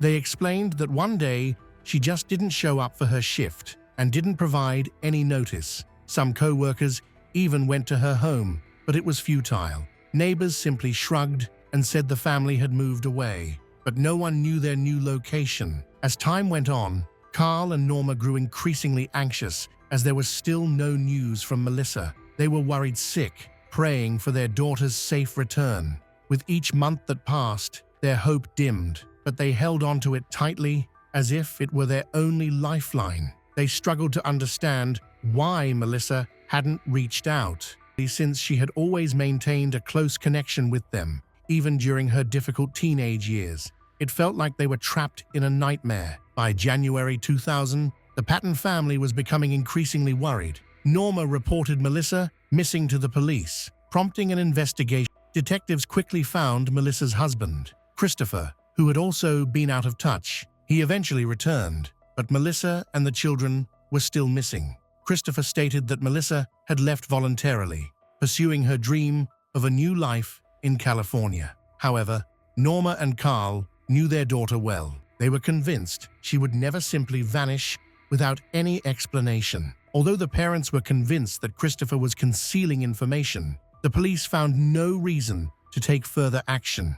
Melissa was an adult and had the right to go to California if she chose to do so, since her husband had not reported her missing. The police did not consider her a missing person, as there was no evidence of any crime. The investigation reached a standstill. Christopher maintained that Melissa had been preparing for this move for some time by working extra shifts at the bakery, saving money, and occasionally renting a hotel room to avoid a long commute after tiring hours. He claimed this was her way of getting ready for a new chapter in her life. One day, she simply did not return, and Christopher believed she had finally gone through with her plan to leave for California on her own. He emphasized that there was nothing peculiar about her departure, attributing it to Melissa's wish to start anew. Detectives aimed to pressure Christopher by discussing his past. His childhood was filled with difficulties. While they did engage in some minor trouble, their lives mostly revolved around impulsive choices even before their marriage. However, they soon became evident that Christopher wasn't being completely honest. Records revealed that Melissa had filed multiple complaints regarding domestic abuse. She reported that the aggression extended beyond just him raising his hand. On one occasion, he reportedly gave her banned substance and dragged her down the street by her hair, disregarding her cries for help. When Christopher learned of these allegations, he filed a counterclaim, complicating the legal situation. During one hearing, Christopher requested to speak with Melissa privately. After a brief, unheard conversation, Melissa decided to drop her complaint and went home with him, simply stating, "They have kids, after all." After Melissa disappeared, Christopher took an unexpected step. He moved out of their home and went to live with relatives. The children stayed with their grandmother, and Christopher only visited them occasionally. It seemed as though he was trying to distance himself from his past life. The children quickly adapted to life without their mother and only thought of their father when he showed up at the grandmother's house. Norma Patton had never liked Christopher. She believed he was the reason Melissa left home just after finishing high school. To her, this marriage was a source of disappointment and pain. He was never who he pretended to be. She often remarked, while looking at photos of her daughter, now that Melissa was gone, those words felt eerily prophetic. As the details of the past started to come to light, a troubling and darker image of the Wolfenbarger family took shape, revealing that their happiness was just a facade. Tina Patton shared a memory with detectives about noticing a bruise on Melissa's neck that looked like a handprint. Melissa broke down in tears and pleaded with Tina not to tell anyone. Christopher Wolfenbarger, Melissa's husband, frequently changed his story. Initially, he said the last time he saw Melissa was in December 1998. However, during questioning in the spring of 2000, he unexpectedly claimed that he had seen her on the street close to their home in March or April of 1999. This inconsistency raised further suspicions without providing any clear answers in the case. In 2003, 5 years later, the Patton family was back in the news, but this time the focus was on Carl Patton. He had been arrested due to a serious crime. It was revealed that Carl had previously encountered legal issues in the mid-1980s when he served a brief sentence for theft and was released on parole. Although he had attempted to avoid further trouble, his past eventually caught up with him. Over 20 years later, DNA evidence connected him to a crime. On February 23, 2003, Carl was taken into custody for the murder of 31-year-old Liddy Matthew Evans, which occurred in 1977. Her body had been discovered in a river, wrapped in a sleeping bag and attached to a concrete block, with a gunshot wound to the head as the cause of death. This incident was not the only crime linked to Carl. After Carl's arrest, his wife Norma made a surprising decision. She agreed to testify against him in exchange for immunity. This arrangement was finalized, and Norma began sharing detailed testimony that shocked everyone. She revealed that between 1970 and 1977, Carl and his friend Joe Cleveland committed several crimes, starting with the murder of Carl's uncle, Fred Wyatt, and his uncle's girlfriend, Carl, fearing that Norma knew too much, persuaded her to help eliminate any possible witnesses. Norma recounted that on December 17, 1977, Carl brought his uncle and his uncle's girlfriend to their home, where he used a shotgun to kill them. Afterward, he and Norma wrapped the bodies in sleeping bags, added weights, and disposed of them in the river. Norma cleaned the house and removed the blood, while Carl burned the blood-stained couch in the backyard. However, they did not clean the trunk of their van, which had bloodstains. When investigators discovered blood in the trunk that matched the victim's blood type, Carl and Norma were questioned, but there wasn't enough evidence to charge them at that time. It wasn't until 25 years later, when DNA testing confirmed Carl's involvement, that he was arrested on February 23, 2003. After Carl's arrest, rumors started to spread regarding his possible involvement in Melissa's disappearance. Some people speculated that Melissa could have been harmed by her father, fearing that family members might speak out. However, there was no solid evidence to back this claim. Carl strongly denied any wrongdoing, stating he would never harm his daughter. He only dealt with those who threatened his family. Yet many sensed an unsettling truth behind his words. The doubts about Carl weren't limited to Melissa's case. There were also whispers of his connections to criminal organizations in the southern U.S. dating back to the 1960s. He had gained a reputation as a ruthless shooter, despite consistently denying any involvement in illegal activities. In 2003, while investigating the death of Fred Wyatt, his partner Norma disclosed that Carl was motivated by greed. Fred's official marriage meant that his wife would receive an insurance payout, and she had enlisted Carl to deal with her cheating husband. After 25 years, Carl Patton was finally arrested and convicted, but that was not enough. When the news about the reopened Melissa Wolfenberger case appeared in the newspapers, a forensic expert contacted Sergeant Raymond Layton to inform him that they had been holding unidentified remains at their facility for 4 years. These remains were body parts discovered in different months of 1999, specifically in the area where Melissa's family lived. Back in 1999, when Melissa had been missing for 5 months, on April 29, 1999, authorities from the Atlanta Police Department found a severed human head in a black garbage bag on Avon Avenue Street near Hartford Street. According to Sergeant Layton, the gruesome discovery was made near the glass manufacturing company where her husband, Christopher Wolfenbarger, worked and where he had been fired after being suspected of stealing a hacksaw. Sergeant Layton said, on June 3, 1999, several dismembered human body parts were found in black garbage bags in a wooded area between Hartford Place and Avon Avenue. The body parts found included legs, arms, and feet, but the torso was never located. At that time, the remains were still unidentified. Melissa Wolfenbarger was still missing. However, her mother, Norma, said she knew it was only a matter of time before the remains would be identified as her daughter's. Therefore, she continued to watch the news every day for 4 years. It took years for the remains found on Avon Avenue to be identified as Melissa's. Carl Patton, Melissa's father, learned the heartbreaking news while he was in prison. He was overwhelmed with grief upon finding out that his daughter's dismembered remains had been discovered shortly after her disappearance, but had not yet been identified.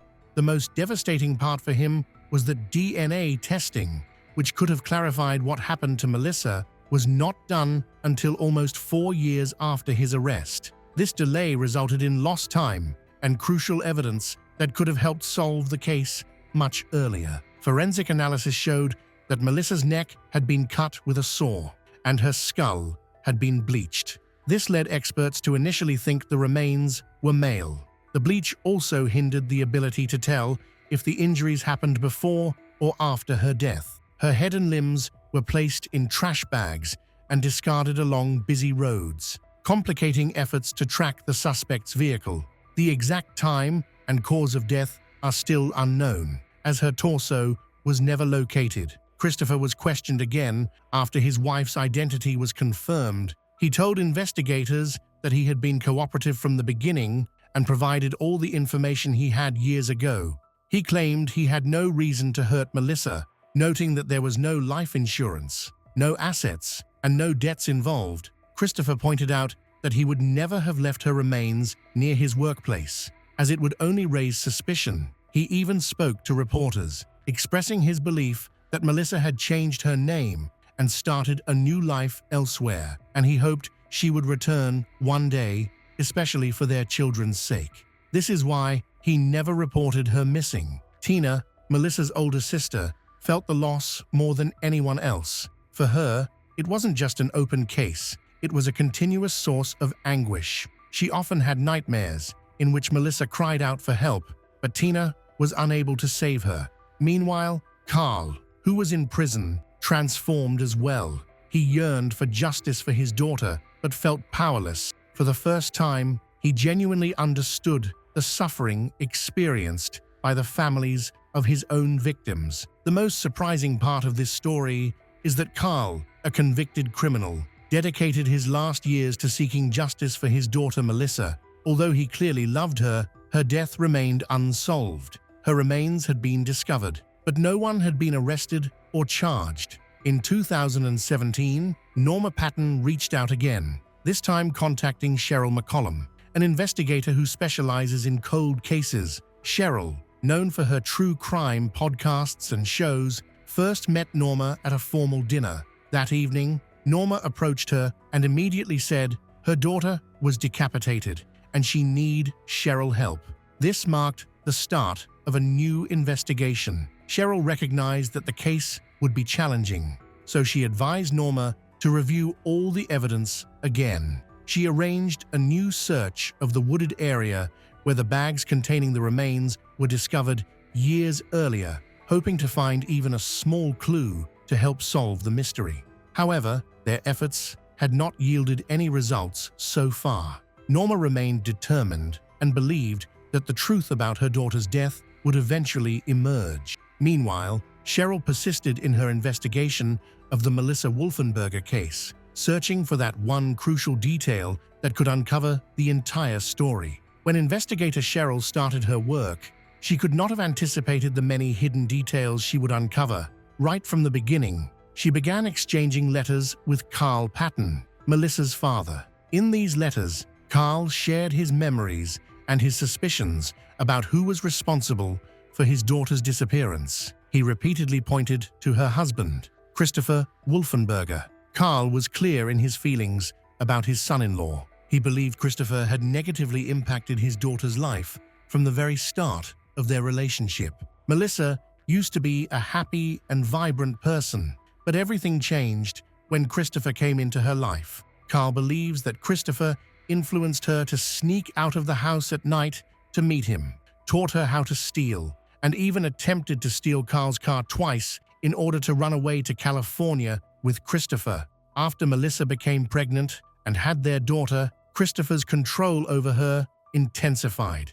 He worked to cut her off from her parents, so Norma and Carl only got to see their granddaughter, Christina. When Christopher was at work, Melissa would speak in a scared whisper, worried that she would get into serious trouble if her husband found out that her parents had visited. Carl remembered how Melissa ignored his warnings. Even with the constant bruises on her arms and neck from Christopher, she thought she could turn her life around. But when she didn't come for Christmas, Carl sensed something was seriously wrong. He suspected that Christopher was connected to her disappearance, but he found it difficult to prove. What troubled Carl the most was that his grandchildren didn't realize their mother hadn't left to begin a new life. She was gone forever. In his letters, Carl explained how he attempted to help with the investigation while he was in prison. He encouraged the experts to look for DNA traces in the trash bags with the remains, pointing out that the person who tied the knots might have left evidence behind. He mentioned, "There's no such thing as a perfect crime," yet the police never found any evidence connecting Christopher to the case. Carl remained hopeful that the investigation would eventually produce results. In one of his letters, Carl thanked Cheryl for her support and mentioned that he only realized the severity of his own actions after losing his daughter. This profound loss helped him understand the pain experienced by the families of his victims. He hoped that one day his grandchildren would learn the truth about their mother. Cheryl also met with Norma several times, during which Norma expressed her strong belief that Christopher was responsible for her daughter's death. However, detectives were still unable to link Christopher to Melissa's disappearance. Cheryl McCollum looked into the idea of involving Liddy Evans's children, who is one of Carl's victims, to determine if any family members might have a reason to seek revenge. The police entertained the theory that someone related to Carl's past crimes could have wanted to retaliate, but this idea was soon dismissed. Carl's criminal activities only became known years after Melissa went missing. Liddy's children decided to participate in a podcast interview to share her story, believing that Melissa deserved justice, even though her father was a criminal. One of the forensic experts discussed the autopsy results. He suggested that Melissa's dismemberment could have happened at the glass company where Christopher was employed, rather than at home. The remains were discovered at a dump site close to the building, and all the tools needed for dismemberment were accessible there. However, the police did not find any blood or DNA evidence at the facility, which made it impossible to confirm this theory. It was still uncertain where the crime occurred and, crucially, who was responsible for it. Cheryl paid close attention to every detail. She hired specialists, reviewed all case materials, and maintained constant communication with Carl. All the experts agreed on one point: Christopher was the most likely suspect. Cheryl expressed that she would stake her reputation on ensuring the perpetrator was caught. Melissa's story was the first episode of her podcast, which she launched in February 2023. In April 2024, a listener reached out to her, claiming to have seen a confrontation between Melissa and Christopher at a party. This revelation reinvigorated the case, providing new momentum. Investigators resumed their work with fresh determination.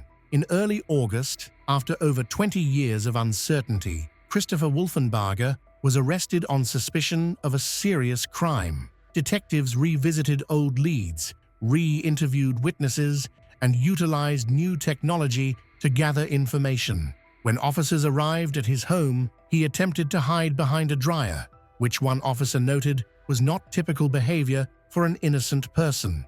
While Christopher maintained his innocence, the charges against him had already been filed. Norma and Tina attended the press conference. Norma folded her hands and prayed quietly upon hearing the news of the arrest. The police had not revealed all the evidence behind the arrest, and Christopher's motives remained unclear. However, one thing was certain: over 25 years after Melissa's disappearance, her family finally felt a renewed hope for justice. Court records show that Christopher Wolfenbarger's attorney requested a Fulton County Superior Court judge to dismiss the case, citing the state's delay in filing an indictment after the alleged crime. The judge disagreed with the defense's arguments regarding the Fifth and 14th Amendments, allowing the case to proceed to trial. A new trial has been scheduled for May 5, 2025. Christopher remains in custody at the Fulton County Jail. Betrayal in relationships is not a legal crime, but it is a conscious act that harms someone who has trusted you deeply. This betrayal can lead to significant emotional pain and can sometimes escalate into situations that involve actual crimes. The story of Kathy Cho was unusual from the start. Investigators first thought she might have run away from her strict parents, been kidnapped by one of her many online followers, or taken an impulsive trip with someone without informing anyone. There were even rumors suggesting that her parents could be involved in her disappearance. Sadly, Kathy was never seen alive again. For over a year, the investigation went nowhere until unexpected clues emerged from an unlikely source. Shockingly, the culprit had been hiding in plain sight the entire time and even managed to pass a lie detector test. Kathy's parents came from a small province in Taiwan. In 1989, they moved to the United States in search of a better life and settled in Renton, Washington, which is close to Seattle. At that time, they spoke very little English, which made it hard for them to adjust to their new surroundings. They led a private and isolated life, seldom interacting with neighbors or the local community. On November 29, 1990, they had their only child, a daughter named Kathy Cho.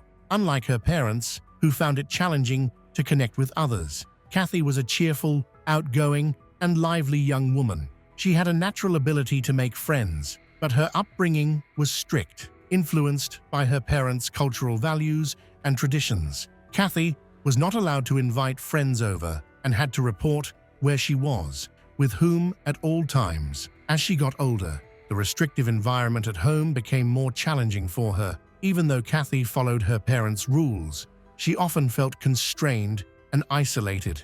In high school, she set up multiple profiles on social media, where she openly shared information about herself, her interests, her experiences. These platforms allowed her to connect with others and escape some of her parents' limitations. She even developed a modest following online, which helped her deal with the lack of freedom in her everyday life. As Kathy started dating and expressing interest in boys, her father's disapproval became more intense. Her father criticized every young man she interacted with, as he strongly disapproved of the relaxed and independent lifestyles of American teenagers. He was convinced that his daughter should marry someone from Taiwan rather than a local man.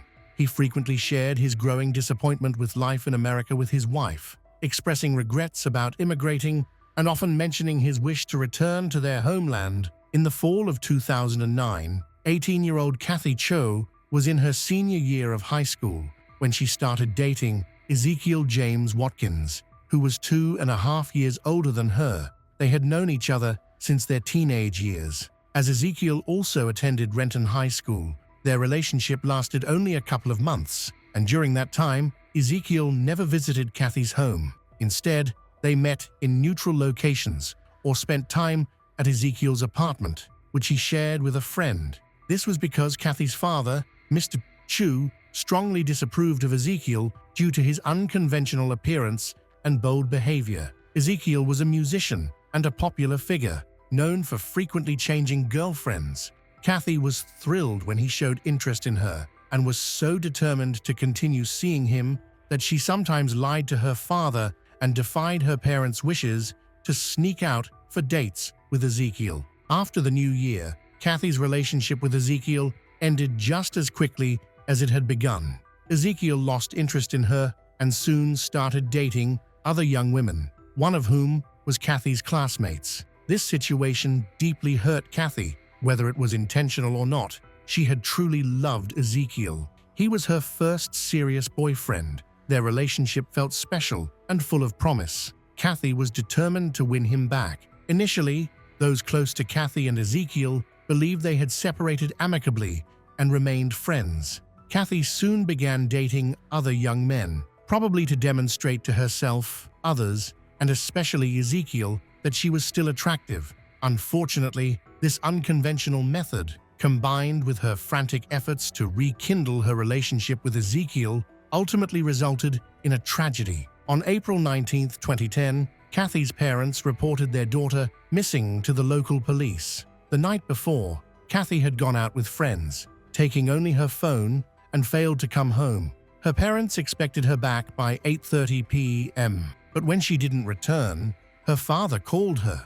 Kathy ignored her father's calls, which only added to their worries. At 9:30 p.m., they received a message from Kathy. She said she was having coffee with a friend at Westfield South Center Mall and would be home a bit late. Although this made her father frustrated, he and her mother waited patiently for her return. However, when midnight passed and Kathy still hadn't come home and her phone was turned off, her parents became increasingly worried. They started calling Kathy's friends, but none of them had seen her that night. Concerned, her parents decided to go to the shopping mall themselves. By the time they arrived, Westfield South Center Mall was closed, except for the movie theater and a few cafes, but there was no sign of Kathy. The tension in the Chow household was rising, but her parents still hoped their daughter, Kathy, had just stayed out too late and would come home soon. By morning, when they hadn't heard from her, they decided to go to the police station to report her missing. Kathy's absence from school that day worried her teachers and classmates, as she was a responsible student who never skipped classes without a good reason. This led her parents to suspect that she might have lied to them and gone on a date. The big question was, who was she with? This was something the police would need to investigate. The investigators approached her disappearance with great urgency right from the start. They quickly began searching for her, interviewing her friends and acquaintances to gather any potential leads. Unfortunately, their initial efforts didn't yield any useful information. Detectives contacted Kathy's cell phone provider and found that her phone last connected to a network at 9:30 p.m. from a local park next to a large, marshy area. This discovery raised serious concerns. Kathy had not been at the mall as she had said. Instead, she had been in the park, where she sent her last message to her father before turning off her phone, which has remained off since then. Detectives decided to start their investigation by interviewing Kathy's ex-boyfriend, Ezekiel Watkins. When he was brought in for questioning, he appeared noticeably anxious and genuinely concerned about Kathy's disappearance. Ezekiel explained that he and Kathy had broken up around 3 months ago, but had continued to be friends. He mentioned that they had both moved on and were dating other people, so there were no hard feelings between them. He also suggested that Kathy might have been dating multiple people simultaneously, although he admitted he didn't know the names of any of her new romantic interests. When asked about his activities on the night his ex-girlfriend, Kathy Cho, went missing, Ezekiel stated that he was at home with his roommate, John Carpenter. They lived together and spent the evening playing video games until about 3 a.m., after which they went to sleep. John, neighbor, who was also acquainted with Kathy from school, confirmed Ezekiel's alibi and was willing to assist the police with their investigation. Ezekiel acknowledged that Kathy had sent him a message earlier in the evening, asking to meet. However, he turned her down, claiming he was busy because he wasn't interested in going out. He revealed that Kathy frequently tried to reach out to him, and he believed she wanted to talk about their past relationship. To avoid that conversation, he chose to make an excuse. Ezekiel's story initially appeared credible, but investigators were hesitant to rule him out as a suspect. His alibi was only supported by his roommate, prompting detectives to request that Ezekiel take a polygraph test. After some hesitation, he consented. The test results generally supported his version of events, though a few of his answers were somewhat ambiguous. Investigators considered these discrepancies to be minor and within the normal margin of error. In the end, they concluded that Ezekiel was unlikely to be connected to Kathy's disappearance and allowed him to leave after the questioning. However, questions remained about what Kathy's parents might be concealing. Kathy's friends noted that she was very active on social media and dating websites, where she often met new people. Recently, she had been on dates with several young men, yet no one seemed to know who these individuals were. Investigators believed that many answers to their questions could be found on Kathy's laptop, which included her accounts and private messages. However, they faced a major obstacle when Kathy's parents refused to allow them to enter the house, search her room, or take any of her personal items. This behavior raised suspicions among the investigators, who felt the parents might be hiding something. The police attempted to explain to Mr. and Mrs. Kanchu that Kathy's laptop could hold important clues, possibly even the identity of someone who could have harmed her or been involved in her disappearance. To find this information, specialists needed access to her online accounts. Despite this, her parents were uncooperative. They insisted on taking the laptop to a programmer they knew, claiming they would first review the contents themselves before handing everything over to the police. On April 21st, investigators called Kathy's parents in for questioning and recommended that they take a polygraph test. Kathy's mother immediately became upset and said she couldn't go through with it. Kathy's father, though hesitant, agreed to the test but appeared very anxious. During the test, he had intense emotional responses, often crying as he answered questions. Ultimately, he did not pass the polygraph, which heightened the suspicions about her parents. Detectives were eager to find the truth, so they interviewed the neighbors of the Chows, and their insights were interesting.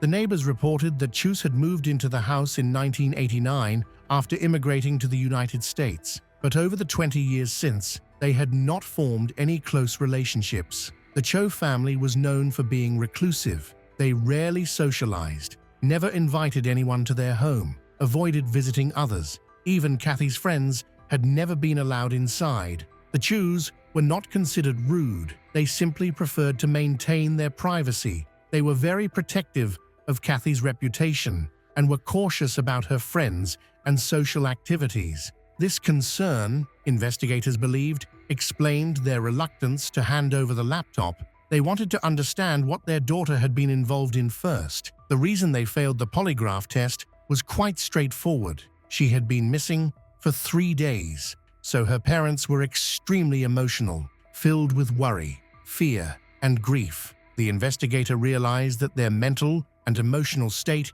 would likely affect their ability to pass the test. A few days later, Kathy's father came back to the police station on his own with Kathy's laptop.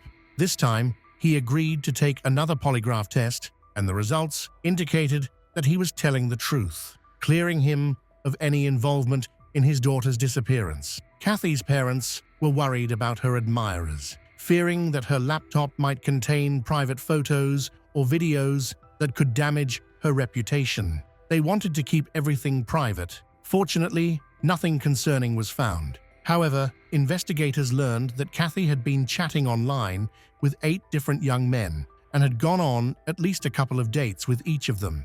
Kathy enjoyed the attention from these young men and often bragged about it to her friends, leading some to speculate that she might have been trying to make Ezekiel jealous.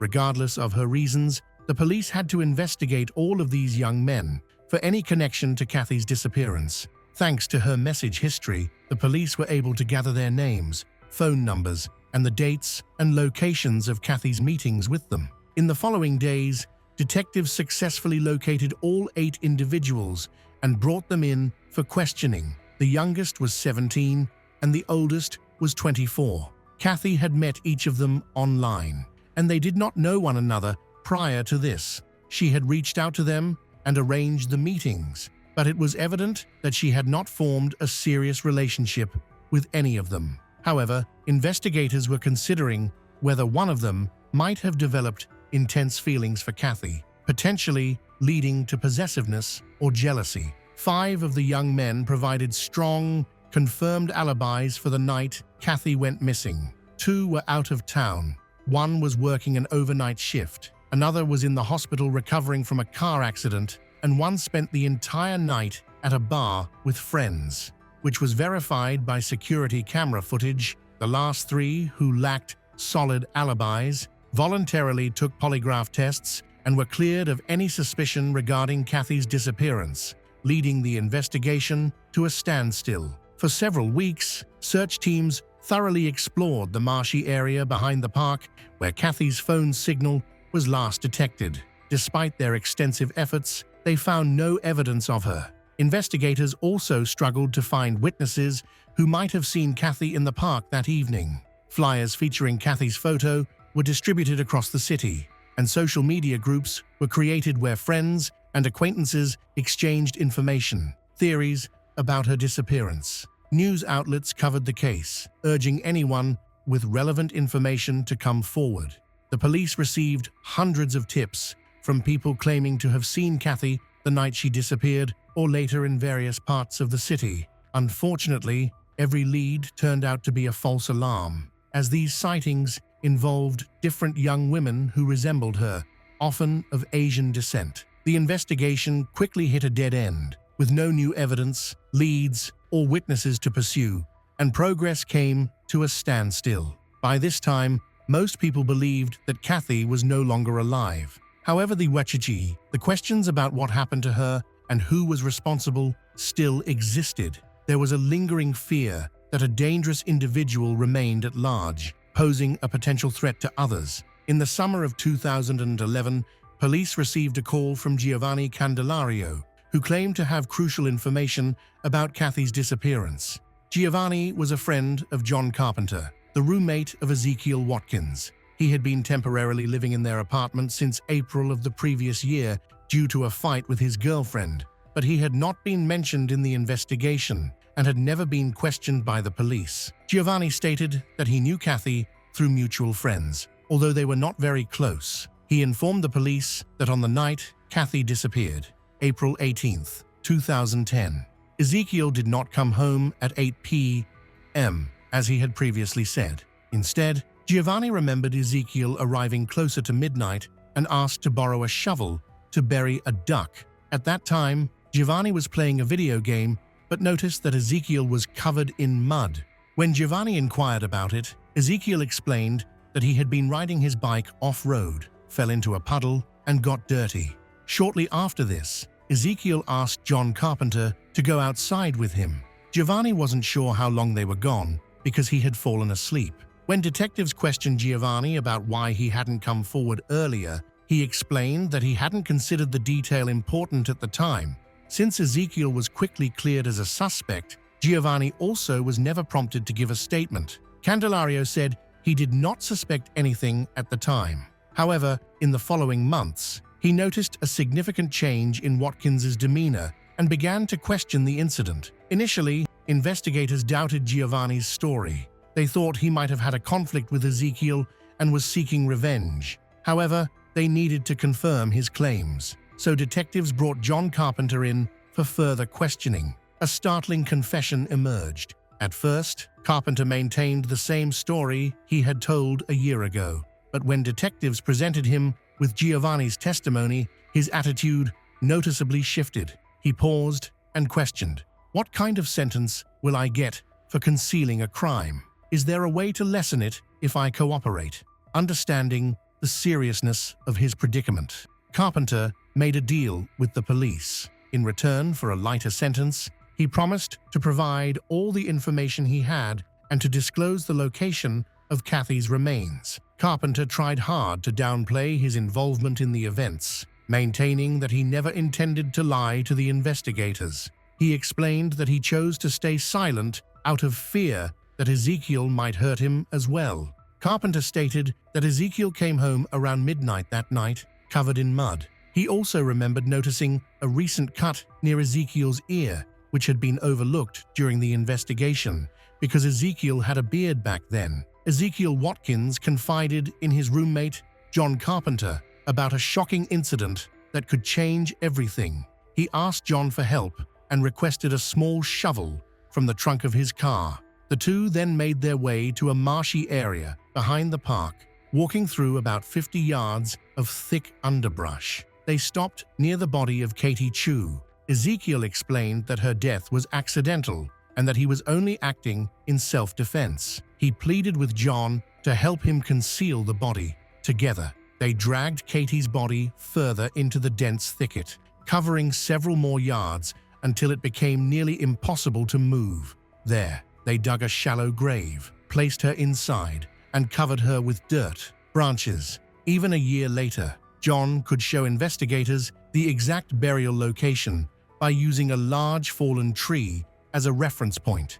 Ezekiel was arrested the same day, but firmly maintained that he did not commit a crime, claiming it was an accident. He acknowledged that he had agreed to meet Kathy after she texted him, but he stated that she was aggressive and confrontational during their encounter. Ezekiel mentioned that Kathy was still trying to resolve their differences and had expressed this to him. To keep a low profile, Ezekiel suggested they walk to a nearby marshy area to talk. However, the argument intensified once they arrived. Ezekiel said that Kathy's behavior became even more intense. At one point, he took out a knife he always carried, claiming he did not intend to harm her but wanted to frighten her enough to leave him alone so he could go. When Kathy saw the knife, she allegedly rushed at him and hit his arm, resulting in him accidentally cutting himself. A struggle followed.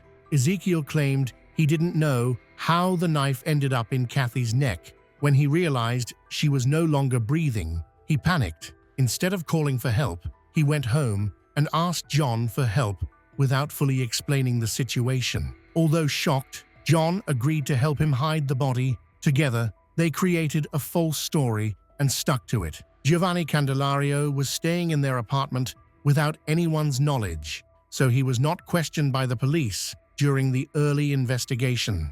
When Kathy's body was found in a shallow grave, it was in such an advanced state of decomposition that DNA testing was necessary to confirm her identity. However, the forensic evidence contradicted Ezekiel's account of what happened.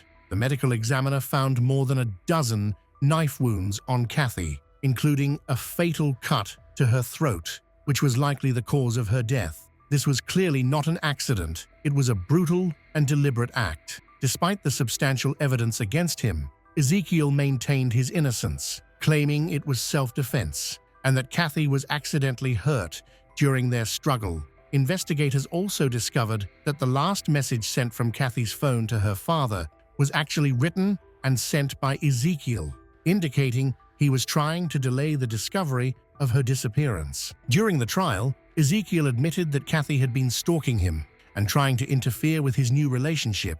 However, he denied that he had meant to hurt her. Giovanni, who provided important information, was not charged and remained a witness in the case. John Carpenter, who was Ezekiel's roommate and agreed to help investigators, received a suspended sentence for hiding evidence and lying in his testimony. Ezekiel Watkins pleaded not guilty to first-degree murder. However, Watkins was eventually convicted and sentenced to 27 years in prison. As a result, without the possibility of parole, Watkins remains incarcerated at the Washington Correctional Center in Shelton, Washington. Kathy Cho's life, radiant and full of promise, was stolen in 2010 by the one she once trusted, Ezekiel Watkins. His betrayal, a knife through her heart and her family's, left Renton, Washington, reeling for her Taiwanese immigrant parents, who cradled dreams of a better life. Kathy's loss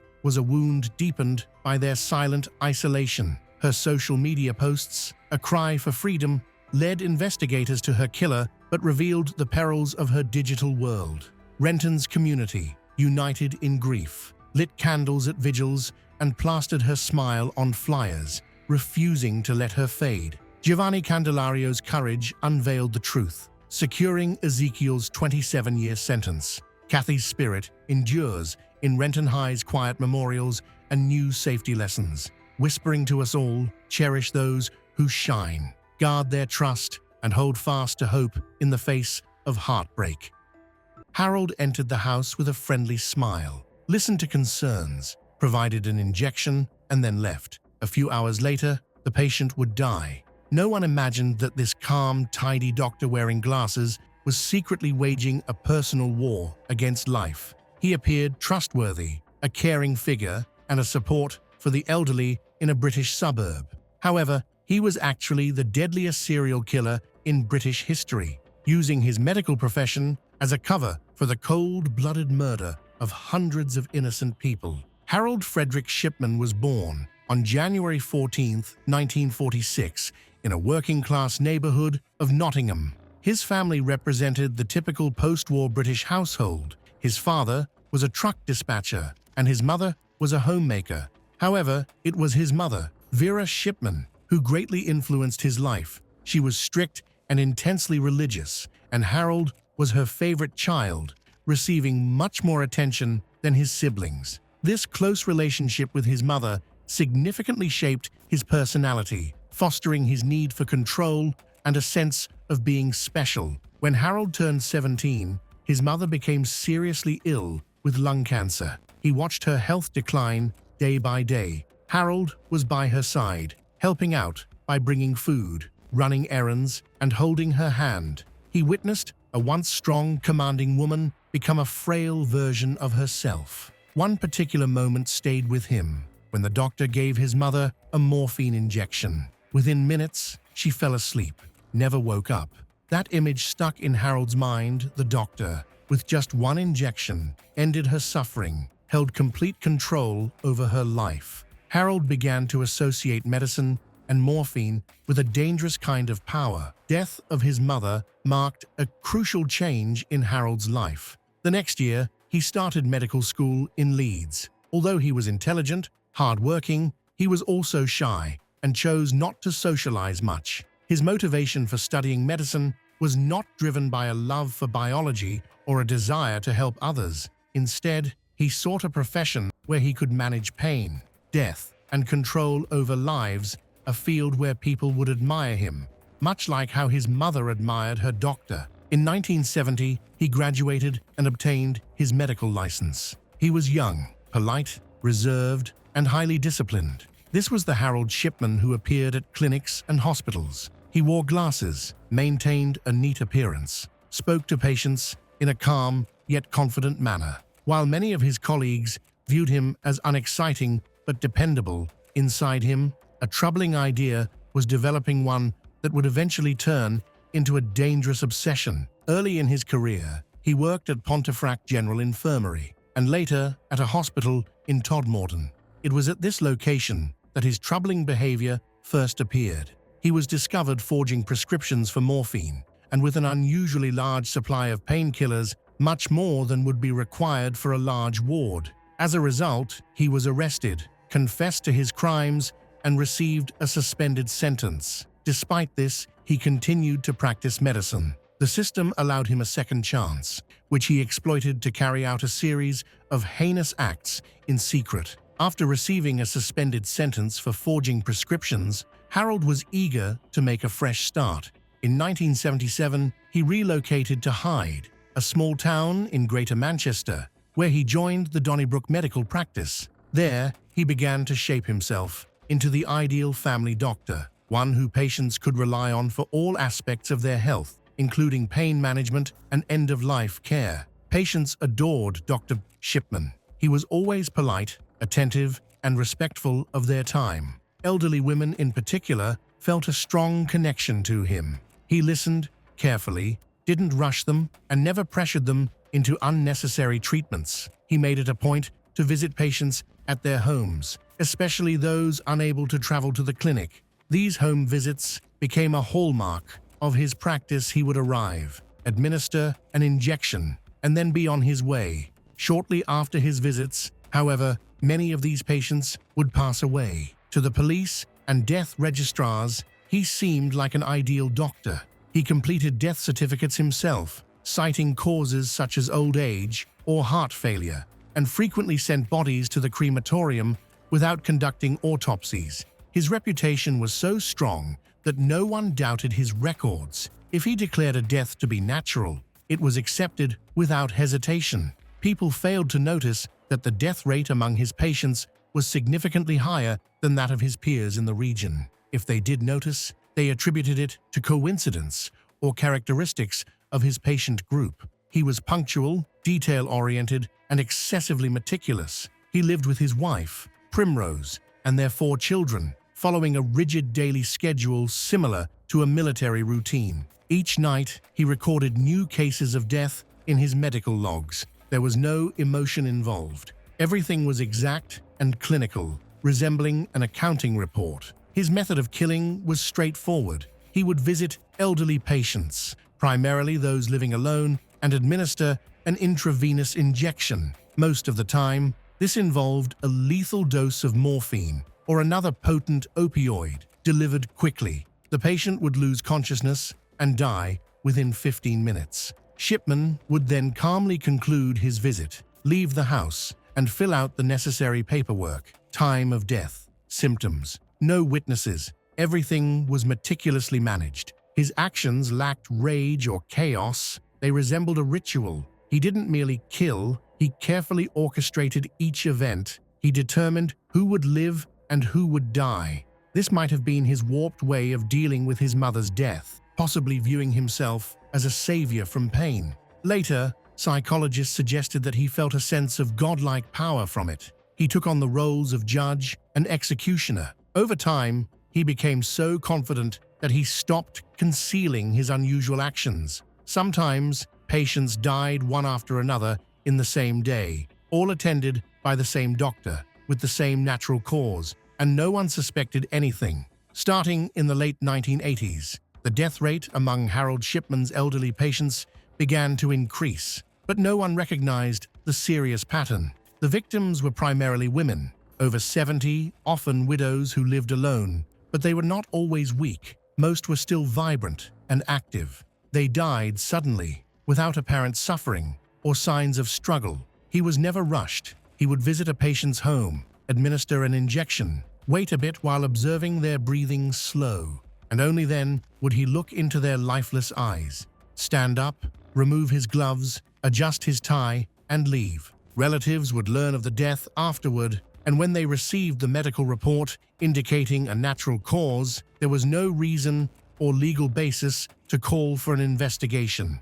Even in a well-designed system, problems can arise. In 1993, colleagues started to suspect that the number of deaths among patients under Shipman's care was unusually high, especially since he had seen many of them just hours before they died. An internal investigation was launched, but because Shipman was a meticulous doctor with all his paperwork in perfect order, and there was no national database to compare mortality rates between doctors at that time, the investigation was closed. Shipman realized he could act without fear of consequences and became more brazen. He not only killed patients, but also began forging their wills. In several cases, he either persuaded elderly women to change their wills in his favor or forged them himself. His aim was straightforward. He wanted their inheritances. In one instance, he misled a patient into thinking he was helping her with medical forms, while in reality, he gave her documents that transferred her property to him.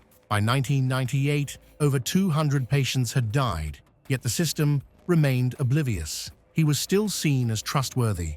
Bureaucracy failed to connect the evidence, and families found it hard to believe that their beloved doctor could be a monster. The situation changed dramatically after the death of Kathleen Grundy, 81, a vibrant widow who was engaged in her community. She was energetic and preparing for a trip with her daughter when she unexpectedly passed away at home. Just one day after Dr. Shipman's visit, what should have been a routine case turned into a serious error for him, leading to his ultimate downfall. On June 24, 1998, Kathleen unexpectedly passed away at home after a visit from her doctor, Harold Shipman. She had been feeling well, just returned from shopping, was planning a trip with her daughter, and was getting ready to celebrate her wedding anniversary. However, a few hours after the doctor's visit, she stopped responding to phone calls. Neighbors eventually discovered her body slumped in an armchair, holding a book. It appeared she had just fallen asleep. Harold Shipman wasted no time filling out her death certificate, attributing her death to old age and a heart condition. No autopsy was conducted because her family trusted the doctor, and the system relied on his professional judgment. Everything seemed ideal, except for one critical issue. Kathleen had a daughter named Angela Woodruff, who was skeptical of coincidences.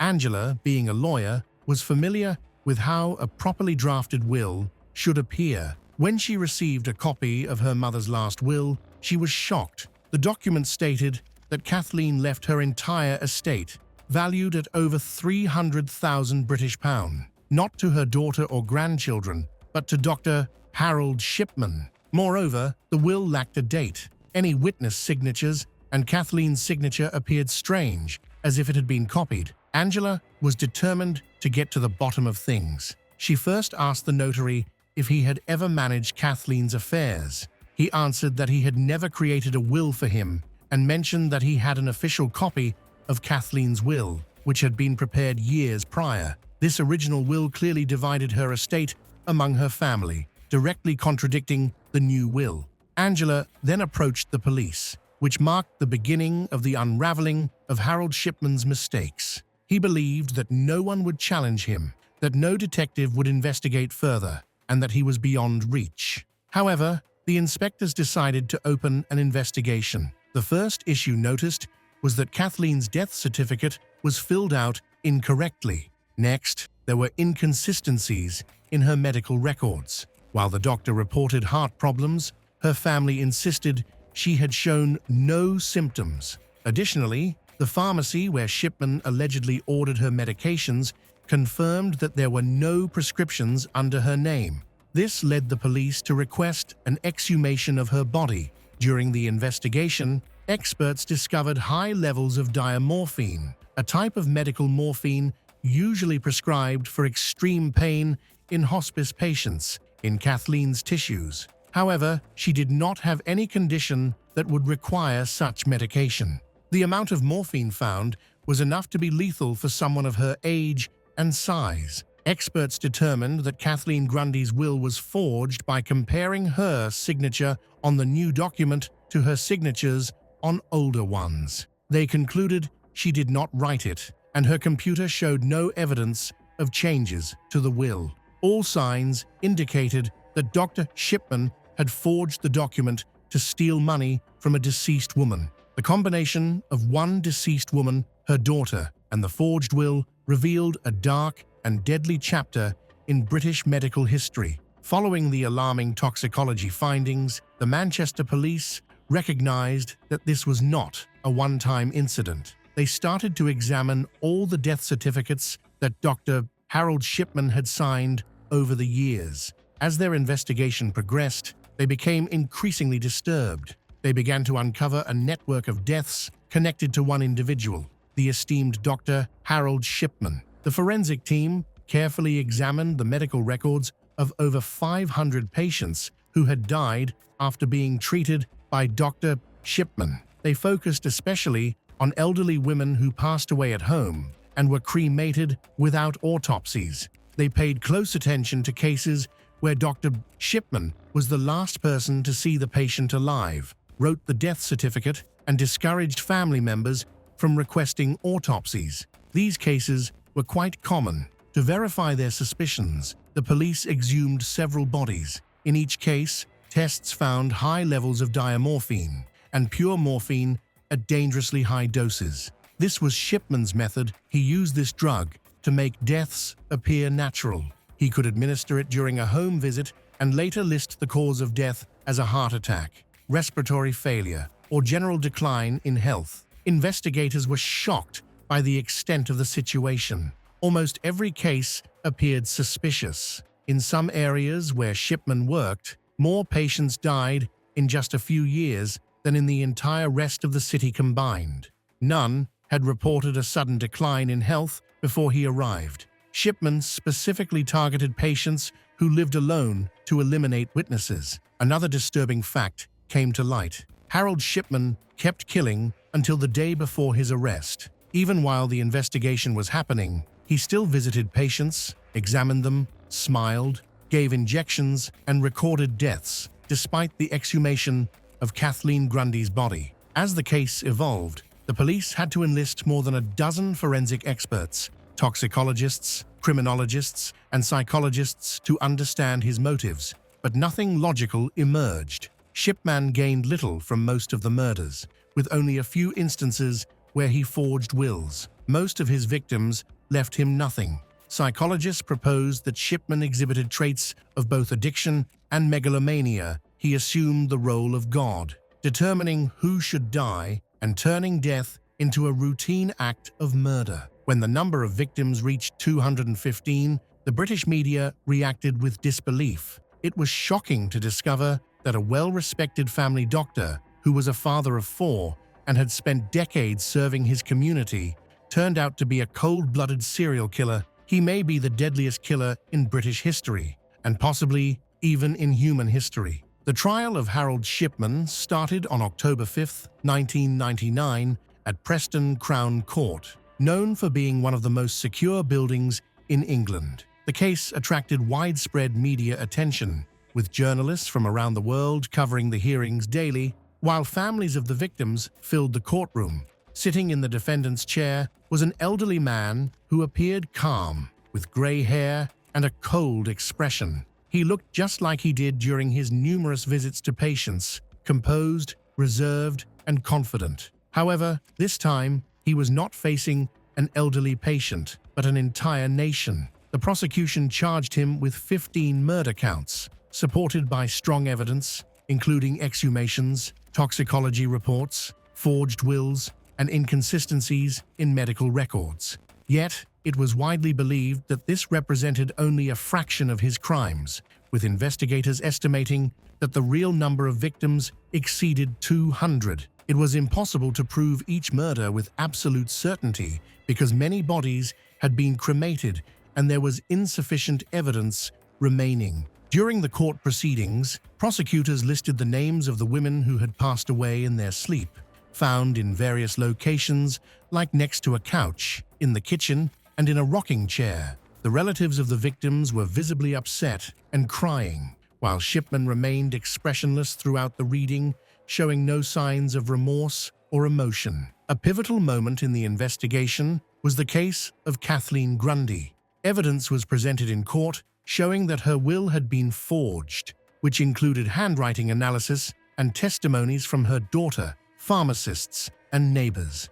Another tragic incident involved 59-year-old Jean Lilly. Her grandson shared that, on the morning of her death, she was baking an apple pie for him. Just 2 hours later, the doctor called to inform him of her passing, claiming she had died peacefully of old age. However, tests later revealed that she had actually died from a morphine overdose administered by Shipman. He had contacted the funeral service himself and insisted on her immediate cremation. Psychiatrists involved in the case attempted to analyze his behavior. One described Shipman as a pathological narcissist who believed he was all-powerful. The defense attempted to question the exhumation methods and toxicology reports, but the evidence against Dr. Shipman was substantial. Numerous witnesses, including former colleagues, nurses, and victims' relatives, provided testimony. They all shared a consistent view. Dr. Shipman appeared to be perfect, and no one suspected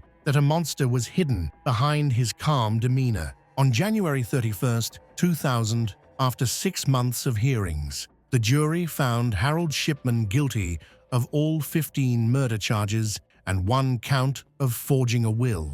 The judge sentenced him to 15 life sentences without the possibility of parole, a symbolic punishment since it was widely believed that he could have killed as many as more than 200 people. This verdict addressed not only Shipman, but also the system that allowed him to cause destruction for decades. The courtroom erupted in applause and tears. Even at the end of the trial, Harold remained upright and expressionless, almost as if the trial did not concern him. He did not apologize, provide explanations, or display any emotion. To many, he was seen not as a human being, but as a heartless machine of death. After the verdict, Harold Shipman was sent to Wakefield Prison, one of the UK's most secure facilities, known for housing the most dangerous criminals. He was monitored around the clock, but maintained the same demeanor in his cell as he had outside, withdrawn, silent, and detached. He avoided interactions, declined rehabilitation programs, refused to give interviews, and completely evaded questions about his crimes. He understood that he would be remembered in history. His name would forever be associated with a staggering number, 215-250, or perhaps even more figures that designated him as the deadliest serial killer in recorded history. He did not want his story to conclude on anyone else's terms. On January 13, 2004, the day before he turned 58, Harold Shipman was discovered dead in his cell. He had hanged himself using a bedsheet tied to the window bars. Unfortunately, no one was able to stop him. He exited life as he had taken it, quietly, without saying a word or providing any explanation. He left no suicide note, confession, or reasons. All that remained was silence. Diaz met Jared James Deacus while working at Cheppy's Meat Market, a local grocery store in Taqueria, Texas. At the time, Angie was a 21-year-old immigrant from Nicaragua who had come to the U.S. seeking a better life for herself and her family. Jared, also 21, had recently started working at the same store. The two quickly grew close. Angie is impressed with Jared's friendly personality and hard-working spirit, which harmonizes well with her responsibility and maturity, as she is the eldest of 4 siblings. During their work breaks, they would talk and laugh about their dreams and future plans. To her, Jared is a reliable support and brings her comfort, having left Nicaragua and her family behind, particularly her mother, who was battling cancer. Angie longed for someone to share her struggles and aspirations with. Her devotion to her family and determination to provide for them drove her to work multiple jobs, and Jared's companionship filled her with hope.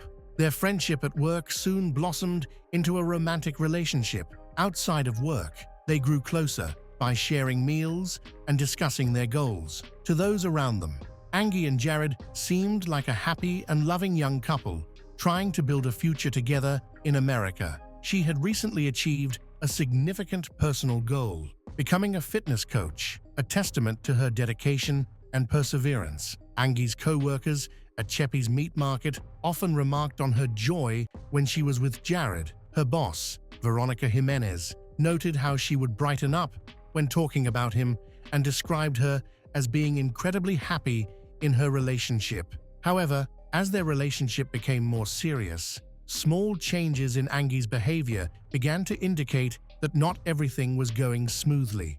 While these shifts were initially dismissed as normal life stresses, they began to raise concerns among her loved ones. Jared proposed to Angie after months of dating, and she was thrilled to accept. Marriage symbolized not just love, but also stability and partnership, which Angie hoped would help her continue supporting her family in Nicaragua. Their engagement was full of excitement as they planned for their future. On October 22, 2022, they tied the knot in a wedding ceremony officiated by Waller County Judge Trey Duhon, who later described them as a kind and loving young couple. Friends and family came together to celebrate what seemed to be the start of a happy, secure future for the pair. After their wedding, Angie and Jared decided to move into a small cabin on Jared's parents' property on Oak Hollow Boulevard in Waller County, Texas. This provided affordable housing as they worked on building their financial foundation as a couple. For Angie, who regularly sent money back to Nicaragua, the arrangement was practical. She balanced her job at Cheppy's Meat Market with her fitness coaching career, earning consistent praise from her manager, Ruth Armendariz, for her dedication and positive attitude. Co-workers described her as hardworking, energetic, and highly ambitious. However, cracks began to show in their seemingly happy relationship. While Angie kept up her cheerful persona, her boss, Veronica Jimenez, noticed subtle changes. Veronica recalled that some days Angie seemed different, explaining that she appeared tired, though it wasn't clear whether it was because of work or her relationship. Jared's arrest for driving under the influence just a month into their marriage was the first major warning sign. The incident occurred at a Whataburger restaurant, where employees called the police after Jared became aggressive and tried to force his way inside. Responding officers described him as belligerent and locked him out of the building. During a search of his car, police found a partially full bottle of Bud Light. Jared admitted to taking pills but couldn't specify the medication. Beyond the legal consequences, this event revealed aspects of Jared's behavior Angie likely had not fully understood before their marriage. The situation worsened during Jared's booking process, where his aggressive behavior escalated. Court records showed Jared threatened both the arresting officers and jail staff. His actions became so disruptive that he punched windows and had to be restrained in a chair for safety. This incident highlighted a troubling pattern of aggression that would later become even more significant. As time passed, friends and family noticed more worrying signs in Angie and Jared's marriage. While Angie had seemed very happy at first, her demeanor changed after the wedding. At social gatherings, friends saw a difference in her, though she never openly complained or sought help. One notable incident occurred at a Christmas party in December 2022, just weeks before Angie's death. Friends said that she and Jared left the party abruptly, and Jared looked very upset. Although this worried everyone, no one realized the true severity of the problem. During this period, law enforcement had been called to their home multiple times for domestic disturbances. While Waller County Sheriff Troy Guidry noted that these calls didn't involve extreme violence, they reflected ongoing conflict within the marriage. An unnamed friend of Angie later revealed that Jared had displayed possessive behavior during their marriage. He was described as jealous, and one particular social media post stood out, where Jared had written that she was his. The friend found it unsettling, commenting that no one had questioned their relationship, making the post seem unnecessary. Such possessiveness is often a warning sign of potential domestic violence. Despite the warning signs, Angie seemed determined to stay in her marriage. Her friends later speculated that she might have been too embarrassed to admit her relationship was struggling. This hesitation to seek help or openly talk about relationship issues is sadly common among domestic violence victims, who often feel ashamed or believe they can manage the situation on their own. What made Angie's story especially tragic was her unwavering devotion to her family in Nicaragua. Despite facing difficulties in her marriage, she worked 2 jobs to help fund her mother's cancer treatment, showcasing her selflessness and dedication. Her co-workers at Cheppy's Meat Market and Tacaria described her as someone who always put others first and aimed to improve not just her own life, but her entire family's well-being. By January 2023, tensions in Angie and Jared's marriage were clearly escalating. While the specifics of their private arguments remain unknown, it was evident that underlying issues were coming to a dangerous head. Angie, who had immigrated to the U.S. with hope and determination, found herself trapped in a marriage that had become increasingly volatile and unsafe. On the morning of January 11th, 2023, surveillance footage captured Jared at Angie's workplace around 11:40 a.m. The video showed him entering the store, grabbing a beer, and leaving without paying. Even more alarming, he was seen drinking the beer in his car before driving away. This illegal act and erratic behavior suggested Jared was in a highly unstable mental state, possibly reflecting or preparing for what was to come. The footage provided critical insight, revealing a man acting irrationally just hours before an unthinkable crime. Jared's casual theft, his reckless drinking behind the wheel, and his escalating instability painted a picture of someone whose judgment was severely impaired.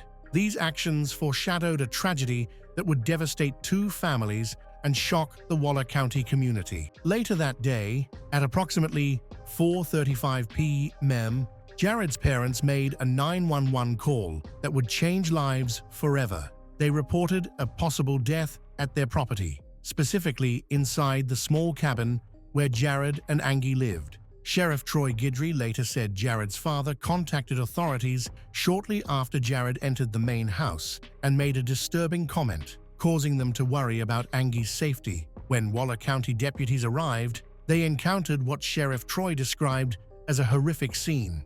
Inside the cabin, they found Angie's lifeless body near the bed, amidst evidence of extreme violence. She had suffered multiple stab wounds to her back, and the brutality of the attack was shocking. Blood was splattered throughout the cabin, and investigators discovered her body on the floor near the bed in a pool of blood. Disturbingly, her severed head was found in the shower. The severity of the violence left even seasoned law enforcement officers horrified. Crime scene investigators determined that a kitchen knife was used in the attack. Sheriff Troy confirmed that everything occurred on the property, and all evidence was recovered and submitted. The events of that day marked one of the most horrendous crimes in Waller County's history, leaving an indelible mark on the community and on everyone who knew Angie. The brutal and calculated nature of the violence, along with the disposal of Angie's body, shocked investigators. When deputies arrived at the crime scene, they found Jared still present on the property. Rather than fleeing or hiding his actions, he stayed at the location where he had committed the horrific crime. Jared and his parents were taken in for questioning, but it quickly became evident that Jared was solely responsible for the violent act. During his initial interview, Jared gave what Sheriff Troy described as a complete and straightforward confession, admitting to murdering his wife, Angie. While he described what he had done, he offered no explanation or motive for the senseless brutality. Jared confessed to killing Angie in their shared home. However, the lack of a clear motive left investigators and the community stunned. It was incomprehensible that a 21-year-old man could commit such a heinous act against his wife, whom he had married just 3 months earlier. The randomness and cruelty of the crime contradicted everything people believed about Jared and his relationship with Angie. The investigation revealed further disturbing details about the incident of January 11, 2023. Evidence indicated that Angie had fought desperately for her life. Multiple stab wounds to her back suggested that she had tried to flee or defend herself during the attack. Adding to the heartbreak was the discovery that Angie had reportedly been living in fear in the weeks leading up to her death. Prior calls to law enforcement hinted at rising tensions within the home, though no one had anticipated such a horrifying conclusion. For Angie's family in Nicaragua, the loss was beyond devastating. She had left her home country to create a better life and support her family's medical expenses, but her dreams ended in an unimaginable tragedy. Her mother, already battling cancer, now faced the overwhelming grief of losing her eldest daughter. The crime scene investigation lasted several days as law enforcement meticulously gathered evidence to piece together what had happened in the cabin that afternoon. Although the physical evidence detailed the brutal tragedy,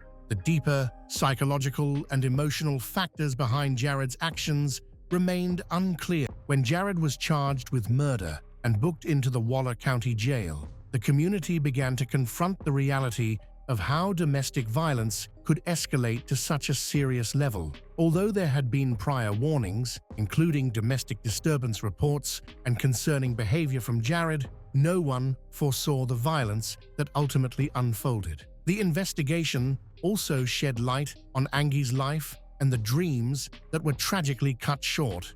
Friends and colleagues shared memories of her ambition, dedication to her family, and pride in her work as a fitness coach. Her untimely death felt even more tragic, as it robbed her of a bright future and a positive impact she had been making on those around her. As the trial progresses, many questions remain about Jared's motive for committing this horrific crime. Although further details about Jared's mental state and behavior emerged during the investigation, the fundamental question of why this tragedy occurred remained only partially answered. With Jared in custody and having confessed to the crime, attention turned to the legal process that would decide his fate. However, no outcome could restore the life lost or ease the grief of Angie's loved ones, who had envisioned a brighter future for her in America. The case immediately raised important questions about domestic violence, mental health,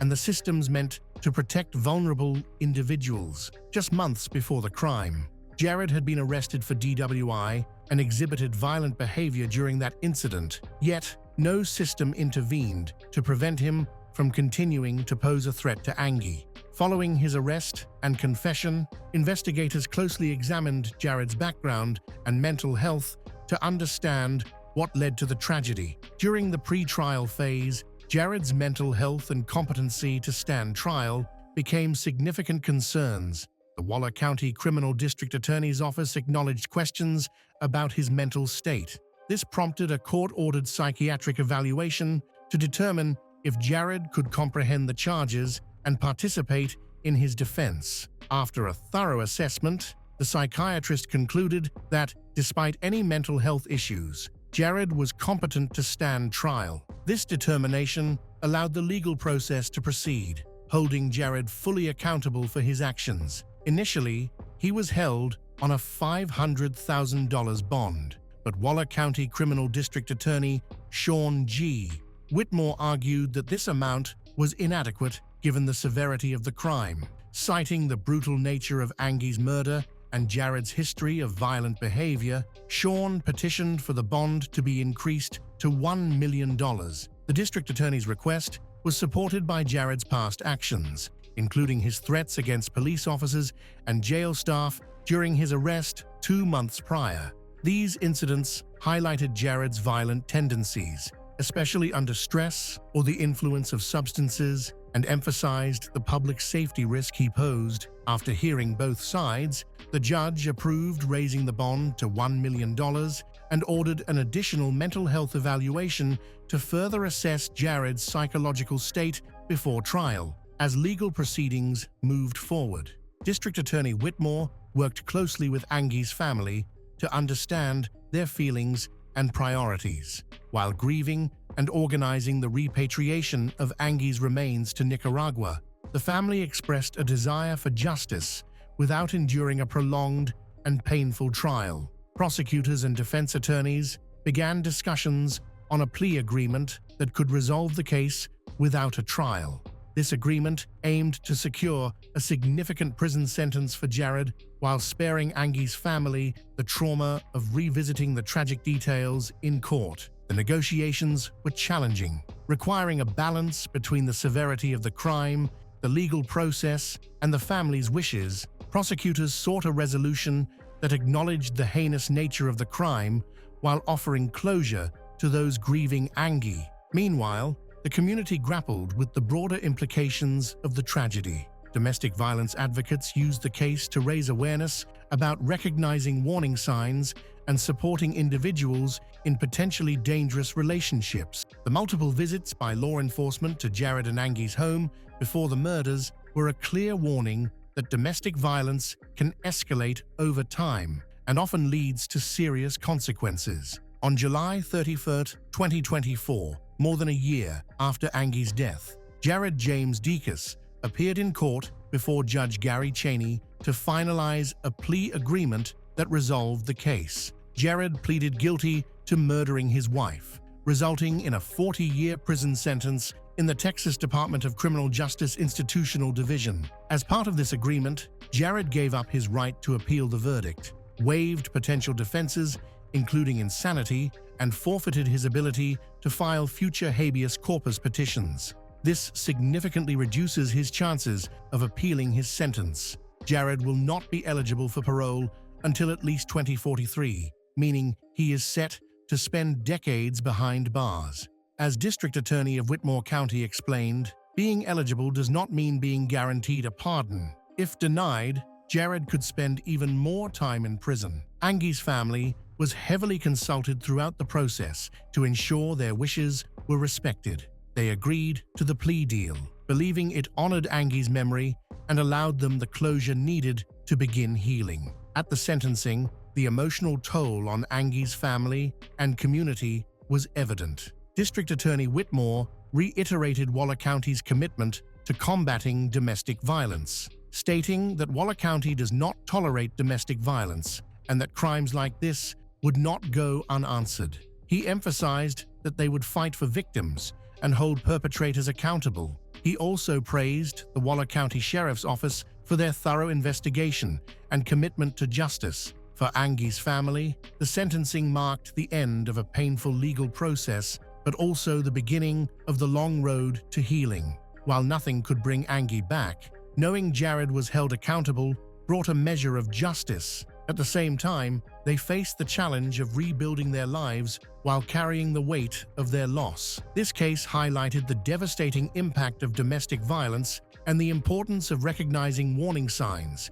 such as the concerning behavior Jared exhibited before the murder, missed opportunities to intervene, such as prior police calls to their home, Jared's violent actions during a DWI arrest, and reports of possessive behavior underscored the need for greater awareness and proactive measures. In the aftermath, Community groups and domestic violence advocates used Angie's story to educate others about the warning signs of abusive relationships and resources available to those at risk.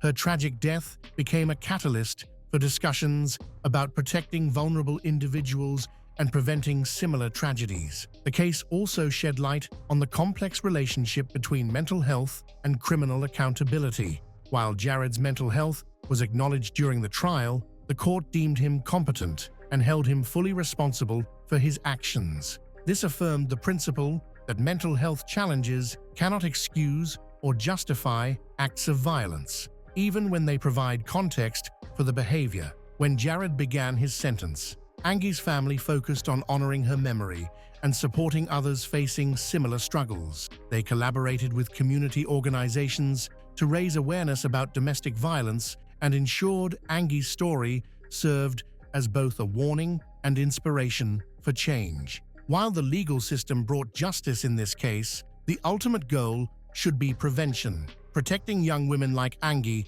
before they fall victim to such violence. Those who knew Angie remember her as a hopeful, ambitious young woman who loved her family deeply. Her tragic death, at just 21, represents not only a personal loss to her loved ones, but also a collective loss to the community. Angie's dreams, dedication to supporting her family, and success as a fitness coach highlight the bright future taken from her. Ultimately, she will not be remembered solely as a victim of domestic violence, but as a determined, hard-working young woman who came to America seeking a better life for herself and her family. District Attorney Whitmore emphasized that they would seek justice for victims of domestic violence and send a message to perpetrators that in their jurisdiction, they fight for their victims. Angie's case, he noted, underscores both the critical need for this fight and the devastating consequences of unchecked violence. He stated that her memory would continue to inspire efforts to prevent such tragedies and assist those in need of safety and support to escape dangerous situations.